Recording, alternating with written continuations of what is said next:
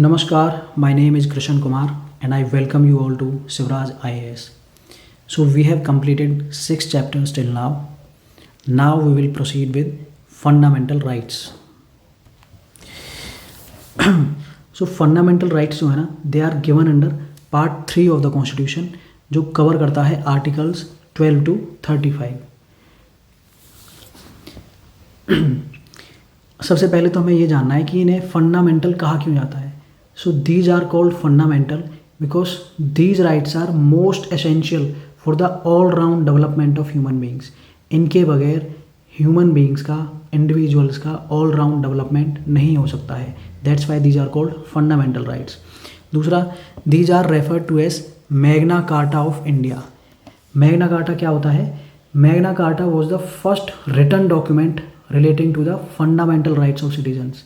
तो 1215 में क्या होता है, जो किंग जॉन थे, इंग्लैंड के किंग जॉन थे, इन्होंने फर्स्ट टाइम अप्रूव किया था कि सिटीजन्स के भी कुछ राइट्स हो सकते हैं और वो रिटन फॉर्म में दिया था, एक चार्टर दिया था. उस चार्टर को कहा जाता है मैग्ना कार्टा.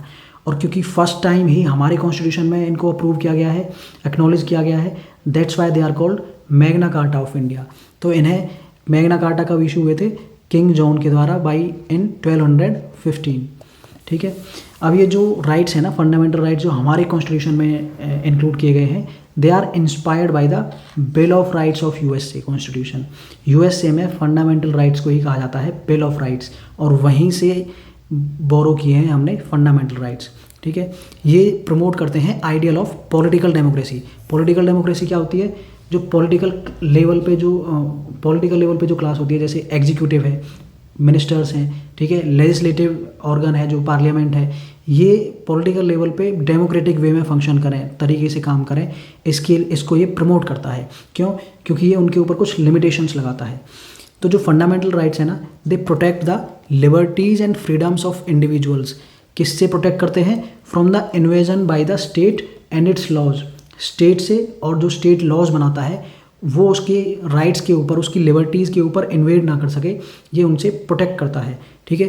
तो ये क्या करता है? They act as limitations on executive tyranny and arbitrary laws of the legislature. तो ये क्या करता है? ये लिमिटेशंस लगाता है एग्जीक्यूटिव की अथॉरिटेटिव टेंडेंसीज पे, और वो जो लॉज बनाती है लेजिस्लेटिव बॉडीज़ जैसे पार्लियामेंट है, वो लॉ आर्बिट्ररी रूप में ना हो, कोई मनमाने ढंग से ना बनाया गया हो. ठीक है. तो ये इनका एम क्या है फंडामेंटल राइट्स का? The aim at establishing a government of laws. Government of laws बनानी है, ना कि not of man. So this is the main aim of fundamental rights. At present 6 fundamental rights हैं. पहले 7 थे, लेकिन बीच में एक फंडामेंटल राइट को 42nd कॉन्स्टिट्यूशनल अमेंडमेंट द्वारा डिलीट कर दिया गया था. ठीक है. So at present there are 6 fundamental rights. अब ये स्टार्ट होते हैं आपके. सबसे पहले देखते हैं फीचर्स ऑफ फंडामेंटल राइट्स क्या होते हैं. ठीक है.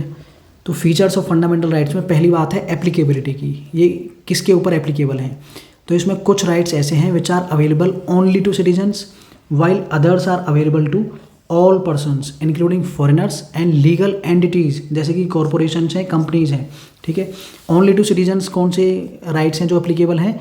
इसके लिए मैंने पहले भी बताया था 15, 16, 29, 30 और बीच में 19. ठीक है. इस तरह से जब आप इसको बनाओगे तो ये आपको बार बार रट जाएगा. ये इसी तरीके से लिखना है. सो ओनली टू सिटीजन्स कौन कौन से हैं एप्लीकेबल? 15, 16, 29, 30 एंड बीच में 19. ऐसे ही ये जो है ना, ये fundamental rights they are qualified in nature. Absolute नहीं है ये, एकदम अखंड सत्य नहीं है कि एब्सोल्यूट जो बोल दिया तो फिर मतलब उसको एप्लीकेबल होना ही होना है. जैसे फ्रीडम ऑफ स्पीच है. अब फ्रीडम ऑफ स्पीच आपने कह दिया कि फंडामेंटल राइट है मेरा, तो इसका मतलब ये नहीं है कि आप किसी को भी गाली दे दोगे या फिर आप किसी कम्युनिटी के अगेंस्ट कोई हेट स्पीच दे दोगे. तो इन पे कुछ क्वालिफिकेशंस लगती हैं, कुछ रेस्ट्रिक्शंस लगती हैं जो कि रीजनेबल होनी चाहिए. ठीक है. तो रीजनेबल रेस्ट्रिक्शंस लगा के तब फंडामेंटल राइट्स को यूटिलाइज किया जाता है. तो कुछ क्वालिफिकेशंस लगती हैं. That's why they are called qualified rights, not absolute. ठीक है. They provide protection against arbitrary action by the state as well as its laws. Some rights also protect against actions by private individuals. तो ये जो fundamental rights है ना, ये state and its laws के against तो प्रोटेक्शन प्रोवाइड करते ही हैं, साथ ही कुछ राइट्स ऐसे भी हैं जो कि प्राइवेट इंडिविजुअल्स अगर वायलेट करते हैं तो वहाँ भी ये प्रोटेक्शन प्रोवाइड करते हैं। जैसे कि अनटचेबिलिटी के केस में, अनटचेबिलिटी मोस्टली सोसाइटी में प्रैक्टिस की जाती है by the private individuals only, तो ये उसको बैन करता है कि प्राइवेट इंडिविजुअल्स के अगेंस्ट भी इन चीज़ों को प्रोटेक्शन प्रोवाइड करना है फंडामेंटल राइट्स का ऑब्जेक्टिव। ठीक है, नेक्स्ट है they are negative in nature. Negative in nature मतलब जो स्टेट है ना, ये उसकी अथॉरिटी पे कुछ लिमिटेशंस लगा देते हैं कि हाँ आप इन दायरों में ही काम कर सकते हैं, और कुछ लिबर्टीज़ को, जो इंडिविजुअल्स की लिबर्टीज़ हैं, उनको आप रेस्ट्रिक्ट नहीं कर सकते। ठीक है, तो ये क्या कर रहा है, स्टेट की अथॉरिटी पे लगाम लगा रहा है। So that's why they are called negative in nature. वैसे ही दीज आर जस्टिसिएबल। जस्टिसिएबल का क्या मतलब होता है, they are enforceable through courts. आप कोर्ट जा सकते हैं अगर आपको लगता है कि कोई राइट वायलेट हुआ है या फिर उसको एनफोर्स नहीं किया गया है। ठीक है, तो आप सीधे सुप्रीम कोर्ट को अप्रोच कर सकते हैं। Supreme court is also called as defender and guarantor of fundamental rights. ठीक है ना, इसके कुछ प्रोविजंस इसमें दिए गए हैं। तो नेक्स्ट है these are non sacrosanct, that is non permanent in nature. इनका जो नेचर है ना वो परमानेंट टाइप का नहीं है। जैसे होता है ना सैक्रोसेंट क्यों है, सैक्रोसेंट क्या होता है, कोई चीज़ जैसे सैक्रेड हो जाती है कि हाँ आप इसको ना क्रिटिसाइज कर सकते हैं, ना इसको चैलेंज कर सकते हैं, ना इसमें कुछ रेक्टिफिकेशन कर सकते हैं, कोई मॉडिफिकेशन कुछ नहीं कर सकते। ठीक है, वो होती है सैक्रेड। लेकिन ये क्या है, नॉन सैक्रेड। ये इसमें ऐसा कुछ नहीं है, आप इसमें कुछ चेंजेस भी ला सकते हैं, आप इसके अगेंस्ट कुछ क्रिटिसिज्म भी ला सकते हैं। ठीक है, तो पार्लियामेंट क्या करता है, पार्लियामेंट कैन कर्टेल और रिपील फंडामेंटल राइट्स, लेकिन कैसे कर सकता है, only through a constitutional amendment, not by ordinary law. ठीक है, और ये जो कॉन्स्टिट्यूशनल अमेंडमेंट है ना, that should not affect the basic structure of the constitution. Basic structure को वायलेट ना करे, और फिर आप इसे इन्हें अमेंड भी कर सकते हैं। So these are non permanent in nature. Next है these can be suspended during national emergencies. अगर ऐसा कोई केस आ गया है कि नेशनल इमरजेंसी डिक्लेयर हो गई है, कि लेट्स से इंडिया के ऊपर किसी ने वॉर डिक्लेयर कर दिया है, ठीक है, तो उस केस में क्या हो सकता है, उस केस में ऑटोमेटिकली नेशनल इमरजेंसी लग जाती है ड्यू टू वॉर और एक्सटर्नल एग्रेशन। उस केस में क्या होता है, जो फंडामेंटल राइट्स है ना, they are suspended except those guaranteed by articles 20 and 21। इसमें राइट टू लाइफ और protection against conviction for offences, इनके लिए आपको क्या है, इनको एक्सेप्शंस प्रोवाइड किए गए हैं। इन्हें छोड़ के बाकी के फंडामेंटल राइट्स सस्पेंड हो जाते हैं। ठीक है, और जो राइट्स अंडर आर्टिकल 19 है ना, they can only be suspended during emergencies due to war और एक्सटर्नल एग्रेशन। ठीक है, आर्टिकल 19 जो right to freedom of speech and expression है, वो सिर्फ और सिर्फ तब सस्पेंड होगा अगर नेशनल एमरजेंसी डिक्लेयर हुई है ड्यू टू वॉर और एक्सटर्नल एग्रेशन। अगर इंटरनल रीजन्स की वजह से, जैसे आर्म्ड रिबेलियन के बेसिस पे अगर नेशनल इमरजेंसी डिक्लेयर हुई है, तब वहाँ पर article 19 can not be suspended. ठीक है, नेक्स्ट है मार्शियल लॉ के दौरान जो एप्लीकेशन ऑफ फंडामेंटल राइट्स है ना, that can be restricted under martial law. ठीक है, तो ये सब थे इसके फीचर्स ऑफ फंडामेंटल राइट्स। अब हम देखते हैं जो फंडामेंटल राइट्स है ना, these are protections against states arbitrary action and its laws। ठीक है, तो हमें ये भी तो पता हो कि वो स्टेट है क्या, स्टेट की डेफिनेशन क्या होती है। तो वो स्टेट को डिफाइन किया है आर्टिकल 12 के अंदर ही। ठीक है, तो स्टेट को इंक्लूड करता है executive and legislative organs of union as well as state governments. दोनों ही यूनियन और स्टेट गवर्नमेंट की जो लेजिस्लेटिव बॉडीज़ होती हैं, जैसे पार्लियामेंट का लोकसभा राज्यसभा, ऐसी लेजिस्लेटिव असेंबलीज, और एग्जीक्यूटिव मेंबर्स जैसे कि ministers, cabinet ministers, council of ministers, ये दोनों ही इंक्लूड होते हैं स्टेट की डेफिनेशन में। It also includes local authorities, जो कि म्यूनिसपैलिटीज़ होती हैं, पंचायत होती हैं, डिस्ट्रिक्ट बोर्ड्स, इंप्रूवमेंट ट्रस्ट, इनके जो मेंबर्स होते हैं, they are also come under state की डेफिनेशन। ठीक है, other authorities like statutory and non statutory bodies, example LIC, ONGC, SAIL. ठीक है, जो इस तरह की बॉडीज़ हैं जो ऐसे इंस्ट्रूमेंट ऑफ स्टेट काम करती हैं, चाहे वो स्टैट्यूटरी हो या फिर नॉन स्टैट्यूटरी हो, लेकिन अगर वो एक ऐसे इंस्ट्रूमेंट ऑफ स्टेट काम कर रही हैं, so those will also be counted as state definition, they will also be counted under states definition. ठीक है, इवन ए प्राइवेट बॉडी और an agency working as an instrument of the state also falls within the meaning of state. ठीक है, तो कोई भी, चाहे वो प्राइवेट बॉडी ही क्यों ना हो, अगर वो ऐसे इंस्ट्रूमेंट ऑफ स्टेट काम कर रही है, तब भी वो डेफिनेशन ऑफ स्टेट में इंक्लूड होगी। अच्छा, इसमें एक BCCI को के रिलेटेड एक केस आया था। तो सुप्रीम कोर्ट ने कहा था कि जो बीसीसीआई है ना, बीसीसीआई क्योंकि एक प्राइवेट बॉडी है, तो क्या ये डेफिनेशन ऑफ स्टेट में फॉल करती है? तो इसमें सुप्रीम कोर्ट ने कहा था कि it does not fall under definition of state. ठीक है, तो ये आपको याद रखना है। That means it does not work as an instrument of the state. So ये चीज़ आपको ध्यान रखनी है। तो डेफिनेशन ऑफ स्टेट दी गई है आर्टिकल 12 के अंदर। ठीक है, आर्टिकल 13 में क्या है? Laws inconsistent with fundamental rights. ठीक है, इसमें दो चीज़ें हैं। पहली है, ये कहता है कि all laws which are inconsistent with fundamental rights are null and void. जितने भी लॉ आपने बनाए हैं, अगर वो फंडामेंटल राइट्स के अगेंस्ट में हैं, उनको वॉयलेट करते हैं, तब उन्हें वॉइड डिक्लेयर किया जा सकता है, उन्हें क्वेश किया जा सकता है। ठीक है, तो इससे क्या है?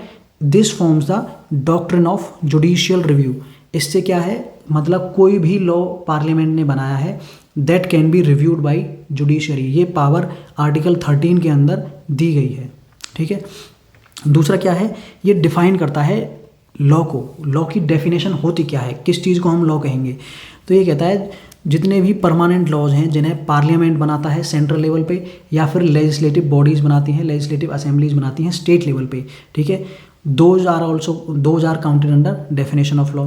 सिमिलरली जो टेम्पररी लॉज होते हैं, जैसे कि ordinances by president and state governors और प्रेसिडेंट ऑर्डिनेंस इशू करते हैं ना, तो वो भी डेफिनेशन ऑफ लॉ में काउंट होते हैं। ठीक है, सिमिलरली कुछ ऐसे customs which are having the force of law, कुछ ऐसे रीति रिवाज होते हैं ना जो बिल्कुल मतलब बहुत लंबे टाइम से चले आ रहे हैं और एक फोर्सफुल इम्पैक्ट रखते हैं लोगों की लाइफ में कि उन्हें एक करना ही करना है। ठीक है, जैसे पहले एक सती प्रैक्टिस की जाती थी कि हाँ, वो एक कस्टम ऐसा बन गया था कि हाँ, एक दबाव था इंडिविजुअल्स के ऊपर, फोर्स ऑफ लॉ की तरह काम करता था। ठीक है, तो ऐसे लॉज भी, ऐसे कस्टम्स भी जो वॉयलेट करते हैं ह्यूमंस के, इंडिविजुअल्स के फंडामेंटल राइट्स को, ऐसे कस्टम्स को भी चैलेंज किया जा सकता है सुप्रीम कोर्ट में for the violation of fundamental rights. ठीक है, तो even the customs come under definition of law. ठीक है, सिमिलरली स्टैट्यूटरी इंस्ट्रूमेंट्स, ऐसे statutory instruments which are in the nature of delegated legislation. अब लेजिस्लेशन क्या होती है, लेजिस्लेटिव बॉडीज़ क्या होती हैं, जैसे पार्लियामेंट है, ठीक है, लेजिस्लेटिव असेंबलीज हैं, ये कई बार क्या है, कुछ लॉज एग्जीक्यूटिव के ऊपर छोड़ देती हैं या फिर कुछ ऐसे ऑर्गन्स के ऊपर छोड़ देती हैं कि इनके ये कुछ लॉज बना सकते हैं, कुछ ऑर्डर्स पास कर सकते हैं, जैसे डीएम है, एसडीएम है। ठीक है, ये क्या है, कुछ ऑर्डर्स पास कर सकते हैं, रूल बना सकते हैं। तो even these orders and rules can be challenged in the supreme court. क्यों? क्योंकि ये भी डेफिनेशन ऑफ लॉ में आते हैं। ठीक है, so this was definition of law. अच्छा, इसमें एक चीज़ और थी कि जो आर्टिकल 13 के अंदर कि अगर कॉन्स्टिट्यूशनल अमेंडमेंट आपने कर दिया है ना फंडामेंटल राइट्स को लेके, तो उसे सुप्रीम कोर्ट में चैलेंज नहीं किया जा सकता है। लेकिन केशवानंद भारती केस में क्या था, 1973 में, constitutional amendment can be challenged if it violates fundamental rights that are part of the basic structure of the constitution making it void. यानी कि अगर बेसिक स्ट्रक्चर को आपका कॉन्स्टिट्यूशनल अमेंडमेंट वायलेट करता है, तब उसे वॉइड डिक्लेयर कर दिया जाएगा। So that was done in Kesavananda Bharati case. So 12 और 13 के अंदर क्या हुआ है, सिर्फ डेफिनेशन ऑफ स्टेट और डेफिनेशन ऑफ लॉ प्रोवाइड की है कॉन्स्टिट्यूशन ने। ठीक है, तो अब जो असली राइट्स हैं क्या, दे स्टार्ट फ्रॉम आर्टिकल 14। अब इसमें कैटेगराइजेशन हुआ है। पहला है राइट टू इक्वालिटी का। राइट टू इक्वालिटी में आर्टिकल्स आते हैं आर्टिकल 14 to 18। अब इसमें जो आर्टिकल 14 है ना, ये कहता है जो स्टेट है, state shall not deny equality before law और इक्वल प्रोटेक्शन ऑफ लॉज। ठीक है, जो स्टेट है ना, वो किसी को भी इक्वालिटी बिफोर लॉ डिनाई नहीं कर सकता और इक्वल प्रोटेक्शन ऑफ लॉज। इसमें दो कंसेप्ट हैं, पहले इसको समझते हैं, इक्वालिटी बिफोर लॉ क्या होता है। ठीक है, जो इक्वालिटी बिफोर लॉ है ना, ये ब्रिटिश कंसेप्ट है। ठीक है, और नेगेटिव है इन नेचर, है ना, वो मैं अभी एक्सप्लेन करूँगा कैसे है। It is based on A V Dicey's rule of law. A V Dicey का एक रूल ऑफ लॉ था, उससे डिराइव्ड है equality before law. A V Dicey का रूल ऑफ लॉ क्या कहता है, दैट देयर शुड बी, इसके 3 एलिमेंट हैं। उसमें पहला क्या है, एब्सेंस ऑफ आर्बिट्ररी पावर। ठीक है, आर्बिट्ररी तरीके से आप काम नहीं कर सकते अंडर रूल ऑफ लॉ। दूसरा है equal subjection of all citizens to same law. चाहे कोई भी सिटीजन हो, रिच हो या पुअर हो, वो एक ही लॉ के आगे उसमें सब्जेक्टेड हैं, उसको इक्वल ट्रीट किया जाएगा, ठीक है। थर्ड है इसमें, constitution is the result of the rights of the individuals. ये कहता है जो कॉन्स्टिट्यूशन है ना, that is the result of rights of individuals. लेकिन ये हमारे यहाँ एप्लीकेबल नहीं है, ये जो थर्ड एलिमेंट है इसका।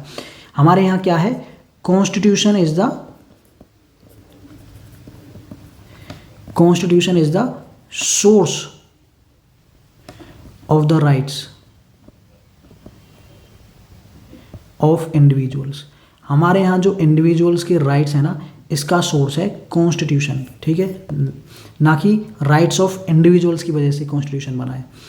सो third element of A V Dicey's rule of law does not apply in Indian context.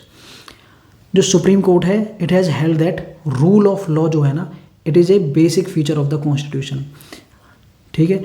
इसको बेसिक फीचर बता दिया गया है, दैट मीन्स इसको चेंज नहीं किया जा सकता है। अच्छा, जो ये इक्वालिटी बिफोर लॉ है ना, इसके 3 प्रिंसिपल हैं। पहला, no special privileges for any individual.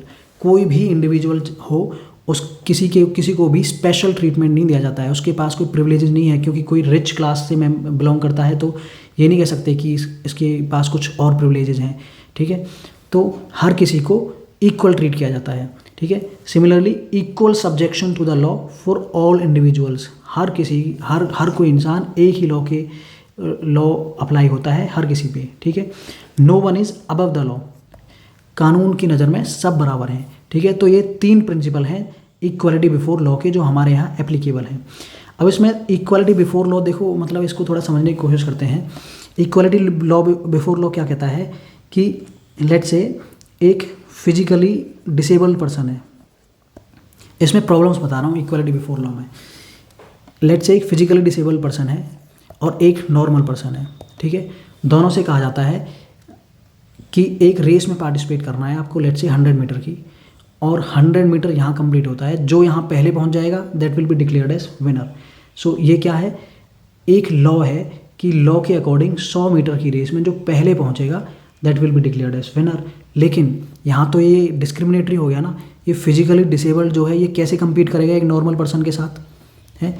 तो जब इसको हम लिटरल सेंस में अप्लाई कर रहे हैं इक्वालिटी बिफोर लॉ को, तो ये तो डिस्क्रिमिनेटरी साबित हो रहा है ना, डिस्क्रिमिनेशन कॉज कर रहा है। तो इसको ध्यान में रखते हुए हमारे जो कॉन्स्टिट्यूशनल मेकर्स थे, उन्होंने क्या किया, उन्होंने एक और कंसेप्ट दिया, that was equal protection of laws. तो इक्वल प्रोटेक्शन ऑफ लॉज क्या कहता है, it is derived from the American constitution और पॉजिटिव है कंसेप्ट में। और ये जो था आपका इक्वलिटी बिफोर लॉ, ये नेगेटिव था कंसेप्ट में। नेगेटिव क्यों था, क्योंकि ये डिस्क्रिमिनेशन कॉज कर रहा है, ठीक है, जब लिटरल सेंस में इसको अप्लाई कर रहे हैं। अब इक्वल प्रोटेक्शन ऑफ लॉज क्या कहता है, ये कहता है that equal treatment under equal circumstances, ठीक है। आप इक्वल ट्रीट करने की बात जो कर रहे हो ना, that should be under equal circumstances. अब यहाँ पे इक्वल सर्कमस्टांसेस हैं क्या, एक फिजिकली डिसेबल्ड है, एक नॉर्मल पर्सन है, तो इनको इक्वल सर्कमस्टांसेस प्रोवाइड करने होंगे ना। वो कैसे हो सकते हैं, जब कोई अफर्मेटिव एक्शन लिया जाए, ठीक है, कुछ प्रोविजन ऐसे बनाए जाएँ कि हाँ दोनों को जिससे कि इक्वली प्लेस किया जा सके, ठीक है। तो इस रेस में ये कह दें कि हाँ फिजिकली डिसेबल्ड लेट्स से कि सिर्फ 20 मीटर तक जाएगा, अगर 20 मीटर ये पहले क्रॉस कर लेता है और नॉर्मल पर्सन अगर पूरा 100 मीटर दौड़ता है, तब आप कह सकते हैं कि हाँ दोनों इक्वली प्लेस्ड हैं, ठीक है। तो यहीं से स्टार्ट होता है अफर्मेटिव एक्शंस लेने का क्राइटेरिया, कि स्टेट जो है ना वो कुछ प्रोविजंस बना सकता है for the welfare of those people who are not equally placed, ठीक है ना। सो जो इक्वल प्रोटेक्शन ऑफ लॉज है, it allows classification of individuals. ये अलाउ करता है classification of individuals on reasonable basis. Reasonable तरीके से क्लासिफिकेशन किया जा सकता है, जैसे कि वुमेन के लिए प्रोविजंस बनाए जा सकते हैं, ठीक है, चिल्ड्रन के लिए बनाए जा सकते हैं, एल्डरली के लिए बनाए जा सकते हैं, कुछ जो socially and educationally backward communities हैं उनके लिए बनाए जा सकते हैं। तो यहीं से वो स्टार्ट होता है कि लॉ जो है ना उसका इक्वल प्रोटेक्शन कब होगा, जब इक्वल ट्रीटमेंट होगा अंडर इक्वल सर्कमस्टांसेस, ठीक है। और दूसरा इसका कंसेप्ट क्या है, similar application of the same laws to all individuals who are similarly situated, ठीक है ना। जो सिमिलरली सिचुएटेड हैं उनका तब वहाँ पे आप सिमिलर एप्लीकेशन करिए। जैसे कि अब लेट्स से जो सिविल केसेस होते हैं, जैसे कि इनकम टैक्स का क्राइटेरिया है। अब इनकम टैक्स में एक रिच पर्सन है, लेट से अंबानी है, अंबानी की इनकम अज्यूम कर लेते हैं 10 करोड़, ठीक है, 10 करोड़ पर ईयर, और एक नॉर्मल पर्सन है जिसकी एनुअल इनकम है 1 लाख पर ईयर, ठीक है। ये बहुत ही गरीब है, ये बहुत ही अमीर है। अब सरकार कहती है कि जो इक्वलिटी बिफोर लॉ के अकॉर्डिंग तो ये कहती है कि भाई equal subjection to the same law, तो वो कह देती है कि 10% लॉ देना होगा हर किसी इंडिविजुअल को।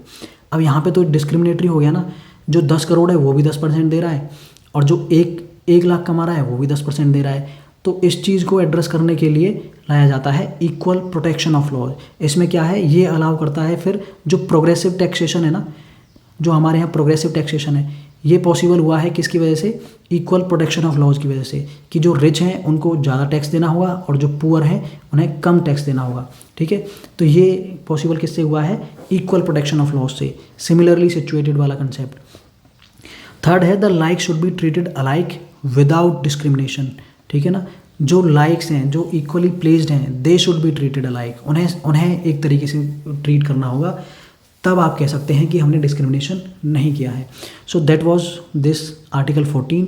इसमें आपको आई होप समझ आ गया होगा इक्वलिटी बिफोर लॉ क्या है और इक्वल प्रोटेक्शन ऑफ लॉज क्या है, ठीक है।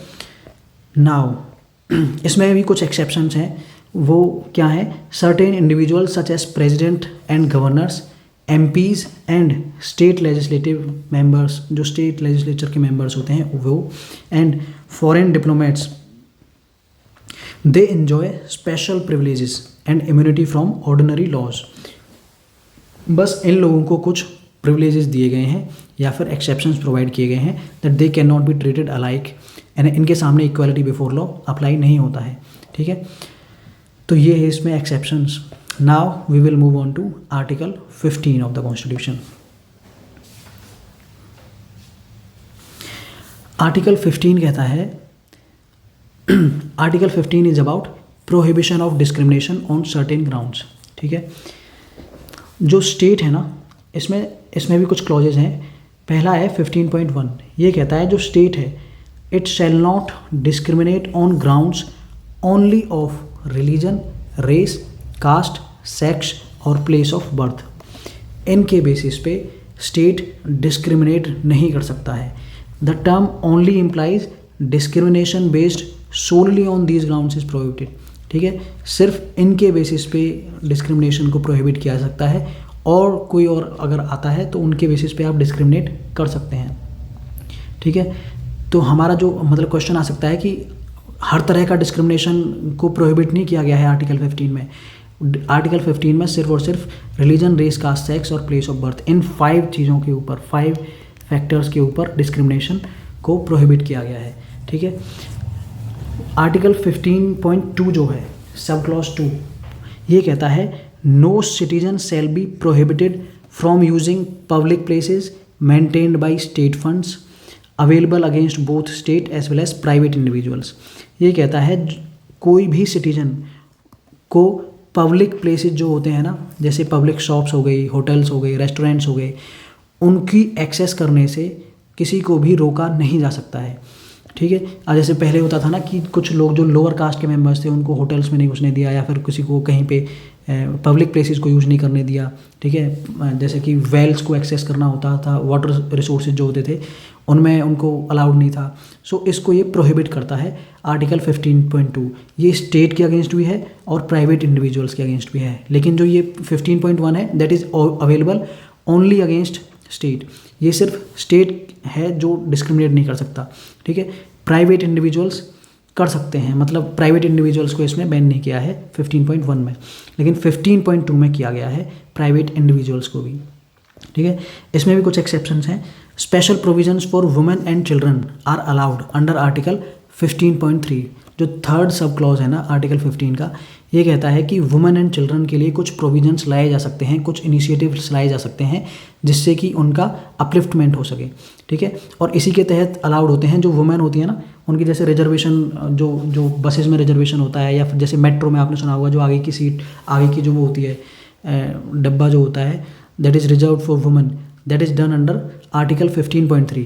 ऐसे ही जो चिल्ड्रन के लिए जो स्कीम्स चलती हैं, उनके उनके जैसे न्यूट्रिशन स्कीम्स चलती हैं, वो भी किसके तहत आती हैं? आर्टिकल 15.3 के तहत। ठीक है, तो आर्टिकल 15.4 जो फोर्थ सब क्लॉज है वो कहता है socially and educationally backward citizens और SC/ST कम्युनिटीज़ के लिए भी कुछ प्रोविजंस बनाए जा सकते हैं उनके अपलिफ्टमेंट के लिए। ठीक है, सिमिलरली रिजर्वेशन इन एजुकेशनल इंस्टीट्यूशंस, चाहे वो एडेड हों या फिर अनएडेड हों, and even in private institutions, जो एजुकेशनल इंस्टीट्यूशंस हैं उनके अंदर रिजर्वेशन प्रोवाइड करने का क्राइटेरिया दिया है आर्टिकल 15.5 में, फिफ्थ क्लॉज में।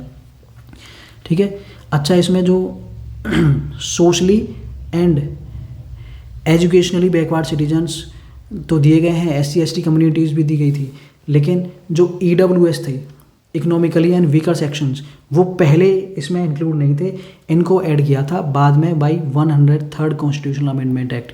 ठीक है, तो reservation in educational institutions for economically weaker sections के लिए जो रिजर्वेशन है इन एजुकेशनल इंस्टीट्यूशंस वो दिया गया है 15.6 में, जो कि अभी ऐड हुआ है bye 103rd constitutional amendment act.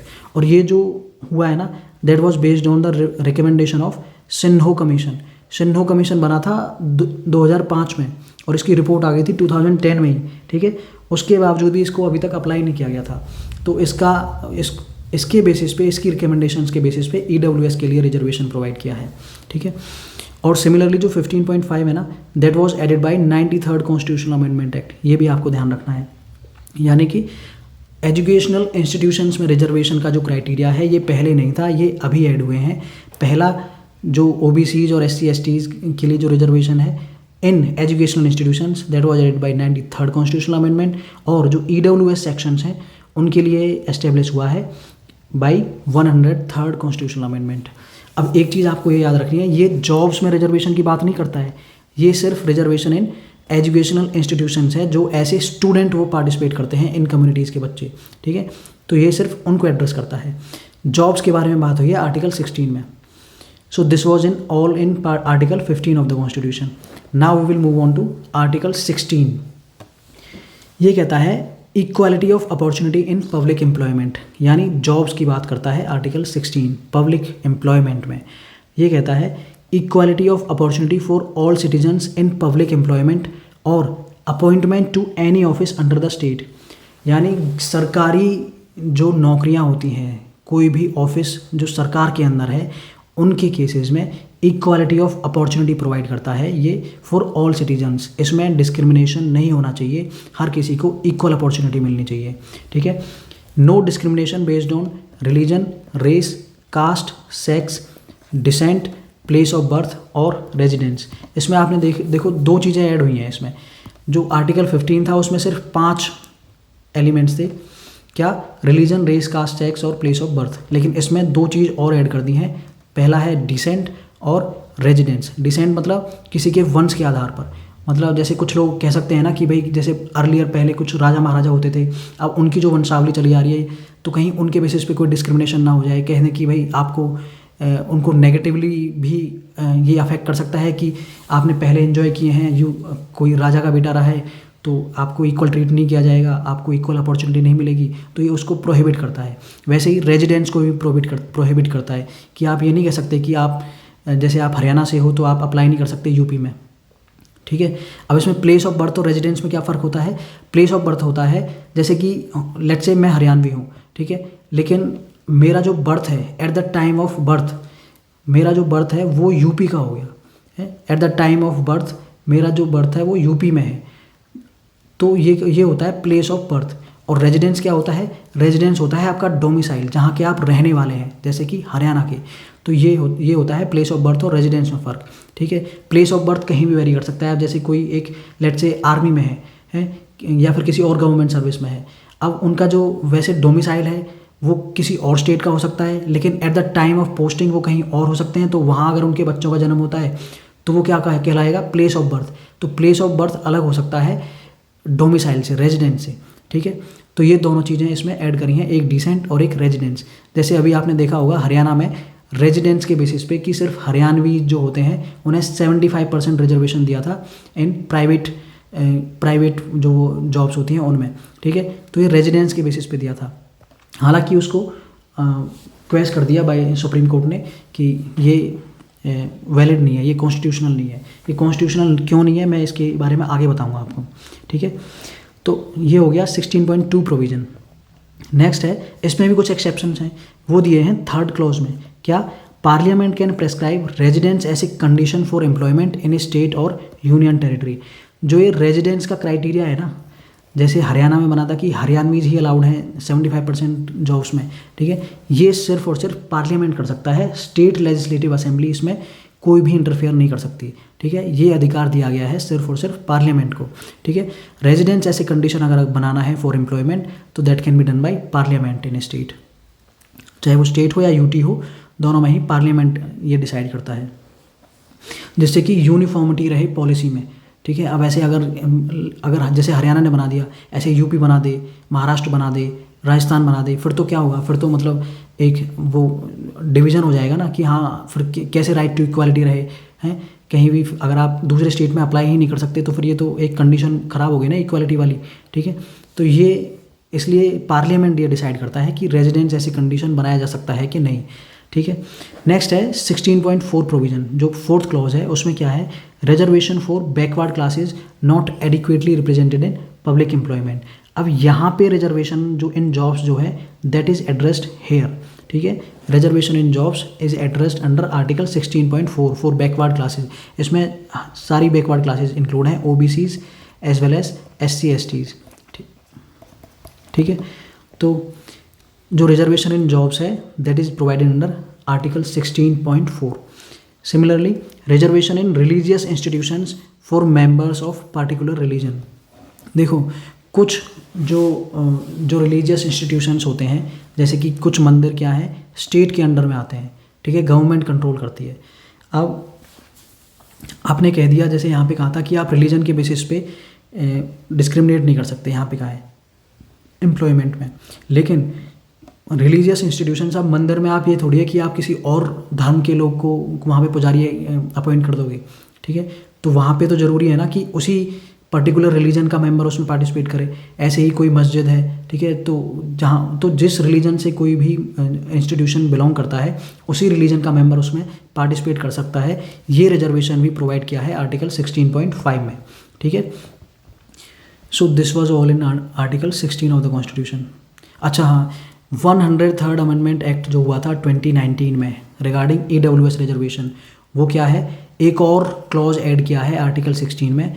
This introduced 10% reservation for EWS sections in civil post and services in the government of India, ठीक है। तो जो EWS के लिए रिजर्वेशन है ना that is given under article 16.6 और ये मैंने बताया था आपको सिन्हो कमीशन की रिकमेंडेशंस पे अप्लाई हुआ है, ठीक है। So that's all in Article 16 of the Constitution. Now we will move on to Article 17. Article 17 में क्या है? ये अबॉलिश करता है अनटचेबिलिटी को। अनटचेबिलिटी को ये अबॉलिश करता है। It abolishes the practice of untouchability and forbids its practice in any form. किसी भी तरीके से आप इसको प्रैक्टिस नहीं कर सकते हैं, ठीक है। इसको कंप्लीट बैन है, एकदम ये एब्सोल्यूट राइट है, इस पर कोई एक्सेप्शंस भी नहीं है, ठीक है। The term untouchability has not been explicitly defined in the constitution और एनी लॉ। जो अनटचेबिलिटी है ना इसको कहीं भी डिफाइन नहीं किया गया है, लेकिन जो सुप्रीम कोर्ट और हाई कोर्ट की जजमेंट्स हैं उनके बेसिस पे इसको कंसिडर किया जाता है अनटचेबिलिटी, क्योंकि हमारे यहाँ ऐसी प्रैक्टिस बहुत लंबे टाइम से चली आ रही है। तो वही जो प्रैक्टिस चली आ रही है लिटरल सेंस में उसी को माना गया है अनटचेबिलिटी, ठीक है।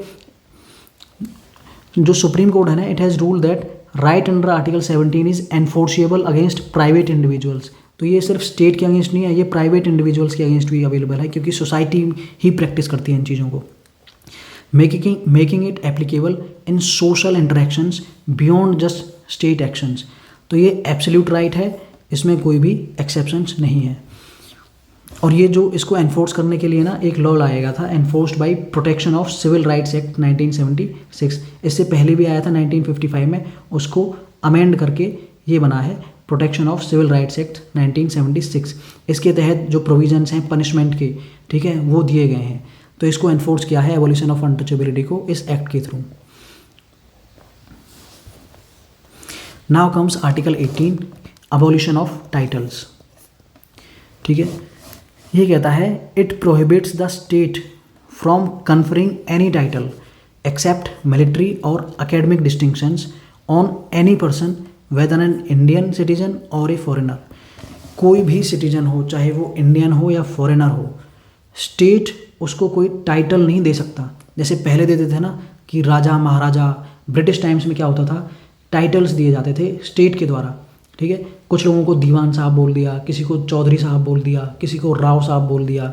ठीक है, ये जो टाइटल्स थे पहले स्टेट देता था, इनको प्रोहिबिट कर दिया हमारे कॉन्स्टिट्यूशन ने फंडामेंटल राइट्स के तहत। ठीक है, क्यों? क्योंकि ये जो इक्वालिटी ऑफ स्टेटस है ना, उसके अगेंस्ट में जाते हैं। ये कुछ लोगों को ऐसे ट्रीट करते हैं जैसे वो स्पेशली उनके पास कुछ स्पेशल प्रिविलेजेस हैं। ठीक है, so that's why they are prohibited. अच्छा, इसमें 2 अलाउड है जो टाइटल्स हैं जो मिलिट्री में मिलते हैं। ठीक है, जैसे कि परमवीर हो गया या फिर ऐसी बहुत सारी चीज़ें हैं। तो ये जो टाइटल्स होते हैं इनको इससे आउट किया गया है, क्योंकि वो क्या है, वो अचीव्ड है, अचीव्ड स्टेटस है, वो आपने उसके ऊपर काम किया है। वैसे ही अकेडमिक डिस्टिंक्शंस होती हैं, जैसे पीएचडी हो गई तो उसको डॉक्टर बोला जाता है। ठीक है, इस तरह की जो अकेडमिक डिस्टिंक्शंस हैं उन्हें भी अलाउ किया गया है, उन टाइटल्स को भी जो स्टेट है वो दे सकता है। ठीक है, अच्छा, इसमें एक और चीज़ है, इंडियन सिटीजन्स जो है ना, they are prohibited from accepting any titles from foreign states. मतलब इंडियन सिटीजन्स को ना सिर्फ इंडियन स्टेट प्रोहिबिट करता है, मतलब इंडिया ऐसे स्टेट टाइटल्स नहीं दे सकता है, और जो फॉरेन स्टेट्स हैं ना वो भी उन्हें कुछ ऐसे टाइटल्स नहीं दे सकते हैं, ये प्रोहिबिटेड है। ठीक है, जो फॉरेनर्स हैं जो इंडियन सर्विस में हैं, foreigners holding an office of profit और trust under the Indian government can not accept any title from a foreign state without the president's consent. President की कंसेंट के बगैर वो ऐसा कोई टाइटल नहीं ले सकते हैं जो फॉरेनर्स इंडियन सर्विस में है। इंडियन सर्विस में कौन से फॉरेनर्स होते हैं, जैसे किसी यूनिवर्सिटी में अगर कोई प्रोफेसर काम कर रहा है जो फॉरेन से बिलोंग करता है। ठीक है, इसमें आपको मतलब ये चीज़ ध्यान रखनी है, जो एम्बेसडर्स होते हैं, जो फॉरेन एम्बेसडर्स जो यहाँ पे काम करते हैं, they do not come under foreigners in Indian service, they are not in Indian service. ठीक है, वो अपने देश की सर्विस में होते हैं। ठीक है, इसमें कौन से लोग होते हैं, जैसे इंडियन टीम है, क्रिकेट टीम है या हॉकी टीम है, तो इनके जो कोचेज होते हैं वो कहाँ से होते हैं, फॉरेन से होते हैं। तो वो क्या हो गया, फॉरेनर्स इन इंडियन सर्विस हो गई। ठीक है, तो ऐसे जो लोग होते हैं उनको प्रोहिबिट किया है टाइटल लेने से, और वो ले सकते हैं लेकिन प्रेसिडेंट की कंसेंट रिक्वायर्ड है उसमें। नो इंडियन सिटीजन और foreigner holding an office of profit और trust under the Indian government can accept presents, emoluments और offices from a foreign state without the president's consent.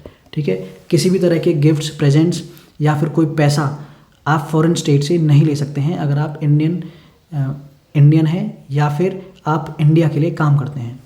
ठीक है, इसमें जो नेशनल अवार्ड्स होते हैं, नेशनल अवार्ड्स जैसे कि भारत रत्न, पद्म विभूषण, पद्म भूषण, ये सब क्या है, ये भी तो टाइटल्स ही है ना। ठीक है, तो इनको रिगार्डिंग केस आया था सुप्रीम कोर्ट के पास।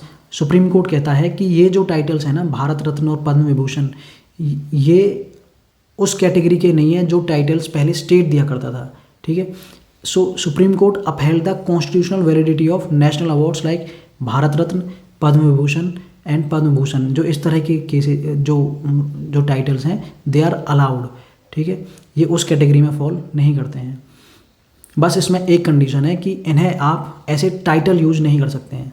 ठीक है, और ये जो केस था ये था बालाजी राघवन केस में, ये फैसला आया था कि भारत रत्न वगैरह जैसे जो टाइटल्स हैं ये टाइटल्स की कैटेगरी में फॉल नहीं करते हैं आर्टिकल 18 के तहत।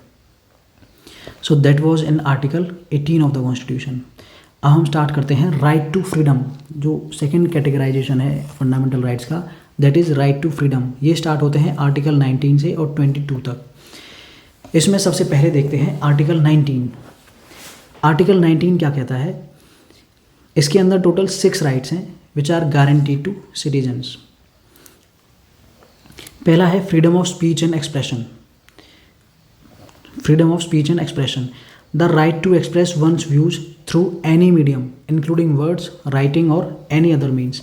ठीक है, आपको अपनी बात रखने का, आपको उसको एक्सप्रेस करने का अधिकार है, चाहे वो राइटिंग में हो या फिर बोल कर हो या फिर कोई और अदर तरीका हो। ठीक है, आप अपनी बात रख सकते हैं। इसमें रीजनेबल रेस्ट्रिक्शंस लगाई गई हैं on grounds of sovereignty and integrity of India which was added by 16th constitutional amendment act of 1963। ठीक है, ये पहले नहीं था। जो रीजनेबल रेस्ट्रिक्शन है ये सोवरेनिटी एंड इंटीग्रिटी के ऊपर ऐड हुआ है 16th कॉन्स्टिट्यूशनल अमेंडमेंट से। ठीक है, और किस बेसिस पे रेस्ट्रिक्शन लगा सकते हैं? सिक्योरिटी ऑफ द स्टेट अगर खतरे में आती है आपकी स्पीच से, आपके एक्सप्रेस करने के तरीके से, तब भी रेस्ट्रिक्ट किया जा सकता है। ठीक है, जो फॉरेन स्टेट्स हैं उनके साथ अगर फ्रेंडली रिलेशंस वायलेट होते हैं, उनको कोई खतरा पहुंचता है, तब भी आपको फ्रीडम ऑफ स्पीच को रेस्ट्रिक्ट किया जा सकता है। जैसे आपने देखा होगा नुपुर शर्मा केस जो था, नुपुर शर्मा केस में क्या हुआ था? नुपुर शर्मा केस ने जो कमेंट्स दिए थे उनकी वजह से जो हमारे फॉरेन कंट्रीज़ के साथ जो रिलेशंस थे ना, खासतौर पे अरब नेशंस के साथ, ठीक है, वो खतरे में आ गए थे। उन्होंने इशू को रेज करना स्टार्ट कर दिया था। ठीक है, तो ऐसे केसेस में क्या है, आप ये नहीं कह सकते कि मुझे तो फ्रीडम ऑफ स्पीच है। ठीक है, तो इसके बेसिस पे भी आपको रेस्ट्रिक्शंस लगाए जा सकते हैं। ठीक है, आपकी स्पीच से अगर पब्लिक ऑर्डर डिस्टर्ब होता है, पब्लिक डिसेंसी या फिर मोरालिटी जिस बेसिस पे सोसाइटी फंक्शन करती है, अगर वो खतरे में आती है, तब भी फ्रीडम ऑफ स्पीच एक फंडामेंटल राइट आपके लिए नहीं बचता है। ठीक है, अगर आपकी स्पीच से कंटेम्प्ट ऑफ कोर्ट होता हो या फिर किसी को डिफेमेशन करने के, किसी को डिफेम करने के पर्पज़ से आपने स्पीच बोली है, तब भी रेस्ट्रिक्ट किया जा सकता है। या फिर आपकी स्पीच से कोई अपराध को बढ़ावा मिले, ठीक है, इंसाइटमेंट टू एन अफेंस, तब भी उसके ऊपर रेस्ट्रिक्शंस लगाई जा सकती हैं। ठीक है ना। सो ये थी reasonable restrictions under freedom of speech and expression. अब इसमें एक और है, ये था आर्टिकल 19A, ये है फ्रीडम ऑफ असेंबली। सेकंड है फ्रीडम ऑफ असेंबली। हर किसी को राइट टू असेंबल है, लेकिन पीसफुल तरीके से। और किस पे होगा? पब्लिक लैंड के ऊपर, विदाउट आर्म्स। आपके पास हथियार ना हो, और आपकी जो गैदरिंग है, जो असेंबली है, that should be on a public land. ऐसा नहीं है कि आप किसी के भी घर में घुस गए और इकट्ठा हो गए कि हाँ भाई हमें तो फ्रीडम ऑफ असेंबली है, हमें तो इकट्ठा होने का अधिकार है। ठीक है, और तीसरा आपको क्या याद रखना है? That should be in A peaceful manner. ठीक है, इसमें भी कुछ एक्सेप्शंस हैं, unity and integrity of India और पब्लिक ऑर्डर, इसके बेसिस पे रेस्ट्रिक्शंस लगाए जाते हैं फ्रीडम ऑफ असेंबली पे भी। वैसे ही है freedom of to form associations और यूनियंस और कोऑपरेटिव सोसाइटीज़। इसमें जो कोऑपरेटिव सोसाइटीज़ है, that was added by 97th constitutional amendment act. ठीक है, जो सिटीजन्स हैं ना, they can form groups for trade, businesses, political और अदर पर्पसेस। ठीक है, जो ट्रेड यूनियंस होती हैं या फिर बिजनेस हाउसेज जो होते हैं, जो कुछ पर्पज से बनाए जाते हैं, या फिर पॉलिटिकल पार्टीज होती हैं, एनजीओज होते हैं, प्रेशर ग्रुप्स होते हैं। ठीक है, they all have the right to form these associations under article 19C। ठीक है, तो ये राइट दिए गए हैं। इसमें भी कुछ रेस्ट्रिक्शंस हैं कि जो आपकी जो पार्टी है, आपने जो कुछ भी यूनियन बनाई है, that should not disturb the sovereignty and integrity of India. ठीक है, वैसे ही पब्लिक ऑर्डर को डिस्टर्ब नहीं करनी चाहिए। जैसे कि आपने अगर ट्रेड यूनियन बना ली है और आप चले गए स्ट्राइक पे इन ए वायलेंट मैनर, तो उससे क्या होगा? पब्लिक ऑर्डर डिस्टर्ब होगा। ठीक है, तो ये अलाउड नहीं है। ठीक है, दूसरा आपका मोरालिटी जो है, पब्लिक मोरालिटी, उसको डिस्टर्ब नहीं करना चाहिए आपने जो एसोसिएशन फॉर्म किया है। ठीक है, so this was under article 19C of the constitution. ऐसे ही आर्टिकल 19D, इसमें क्या है? आपको फ्रीडम ऑफ मूवमेंट दिया गया है। Citizens are free to move throughout the territory of India without restrictions. ठीक है, आप देश में कहीं भी आ जा सकते हैं, ये आपको अधिकार दिया गया है। ठीक है, freedom to reside and settle in any part of India. आप सिर्फ मूवमेंट का ही अधिकार नहीं है, आप कहीं भी रह भी सकते हैं, रेजिडेंस का अधिकार भी आपको दिया है। ठीक है, और कहीं भी आप सेटल हो सकते हैं इन एनी पार्ट ऑफ इंडिया, ये भी आपको एक फंडामेंटल राइट दिया गया है। लेकिन इसमें भी कुछ रेस्ट्रिक्शंस हैं। कौन सी हैं? एक तो इंटरेस्ट ऑफ जनरल पब्लिक पे के बेसिस पे आपको रेस्ट्रिक्ट किया जा सकता है आपके फ्री मूवमेंट और फ्री रेजिडेंस को। ठीक है, अगर वो जनरल जो पब्लिक है उसके इंटरेस्ट के अगेंस्ट है आपका मूवमेंट, तो उसको रेस्ट्रिक्ट किया जा सकता है। ठीक है, दूसरा क्या है? Protection of interest of STs, जो शेड्यूल्ड ट्राइब्स होते हैं उनके एरियाज़ में जाने से और वहाँ सेटल होने का के ऊपर रेस्ट्रिक्शंस हैं, वहाँ पे ये अलाउड नहीं है। ठीक है, जिससे कि जो ट्राइब्स हैं ना, उनका कल्चर और लैंग्वेज जो है उसको डिस्टर्ब ना किया जाए, वो प्रोटेक्टेड रहे। ठीक है, इसलिए ये रेस्ट्रिक्शंस लगाई गई हैं। वैसे ही है freedom of profession, occupation, trade और बिजनेस। आपको कोई भी काम करने का अधिकार है, कोई भी काम आपको अपने लाइवलीहुड के लिए जो काम करना है, you are free to do that. Citizens can practice any profession or engage in any occupation, trade or business of their choice. ठीक है ना. इसमें भी हालांकि कुछ रेस्ट्रिक्शंस हैं. In the interest of general public, आपका जो ऑक्यूपेशन है, जो आपने काम स्टार्ट किया है, that should not be against the general public के इंटरेस्ट. ठीक है ना. वैसे ही इनको रेगुलेट भी किया जा सकता है थ्रू लाइसेंसिंग. ठीक है. ऐसा नहीं है कि आपको अगर लेट से कि मतलब डॉक्टर बनना है, ठीक है, तो ये नहीं है कि कोई भी डॉक्टर बन जाएगा. इसके लिए लाइसेंसिंग चाहिए, उस फील्ड में आपके पास डिग्री होनी चाहिए, वो प्रैक्टिस करने के लिए लाइसेंस होना चाहिए. तो इसको रेगुलेट किया जाता है लाइसेंसिंग के थ्रू. ठीक है ना. तो ये थे इसमें आर्टिकल 19.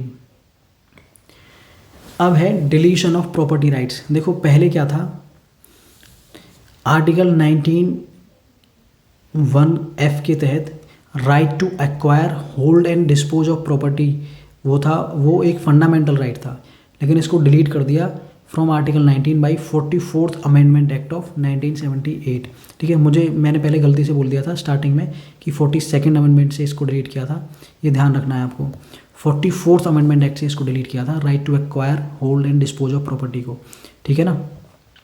तो ये आर्टिकल 19(1)(f) में दिया गया था. So now it is deleted. ये restrictions on freedom general sense में है. The state can impose reasonable restrictions on freedoms guaranteed under article 19 for reasons of public order, security, sovereignty and morality. ठीक है. और यहाँ पे क्या होता है, जैसे सेक्शन 144 अप्लाई कर देता है under criminal procedure code, allows the government to impose restrictions on assemblies and meetings if they pose a risk to human life, safety और public health. ठीक है. आपने सुना होगा कि 144 धारा लग रही है, तो वो इन जो पब्लिक गैदरिंग्स होती हैं, अगर वो पब्लिक ऑर्डर के अगेंस्ट में है, उसको वायलेट करती हैं, तब ये लगाई जाती हैं. ठीक है ना. Now we will move on to article 20 of the constitution. ये कहता है protection and respect of conviction for offences. ये असलियत में उन लोगों के लिए है जो जिन्हें क्रिमिनल्स, जिन्होंने कोई क्राइम कमिट कर दिया है. ठीक है. तो even criminals have certain rights. वो क्या है, protection against arbitrary and excessive punishment. ठीक है. जो पनिशमेंट उस क्रिमिनल को मिलनी है ना, वो आर्बिट्ररी ना हो, मतलब लॉज के अकॉर्डिंग होनी चाहिए. मनमाने ढंग से आप कोई भी सज़ा नहीं दे सकते. ठीक है. दूसरा, एक्सेसिव ना हो. ऐसा ना हो कि कानून के अंदर आपको 5 साल की सज़ा मिलनी थी और एक्सेसिव आपने दे दी 25 साल की. ठीक है. तो ये दोनों इसमें इनको प्रोटेक्शन मिला है. It provides safeguards for any person accused of a crime whether they are a citizen, foreigner और लीगल एंटिटी. चाहे कोई भी हो, इंडियन सिटीजन हो, फॉरेनर हो या कोई लीगल एंटिटी हो, सभी को ये अलाउड है, सभी को ये राइट प्रोवाइड किया गया है. इसमें 3 प्रोविजंस हैं आर्टिकल 20 के अंदर. पहला है no ex post facto law, मतलब no person shall be convicted of an offence unless the act was an offence at the time it was committed. ठीक है.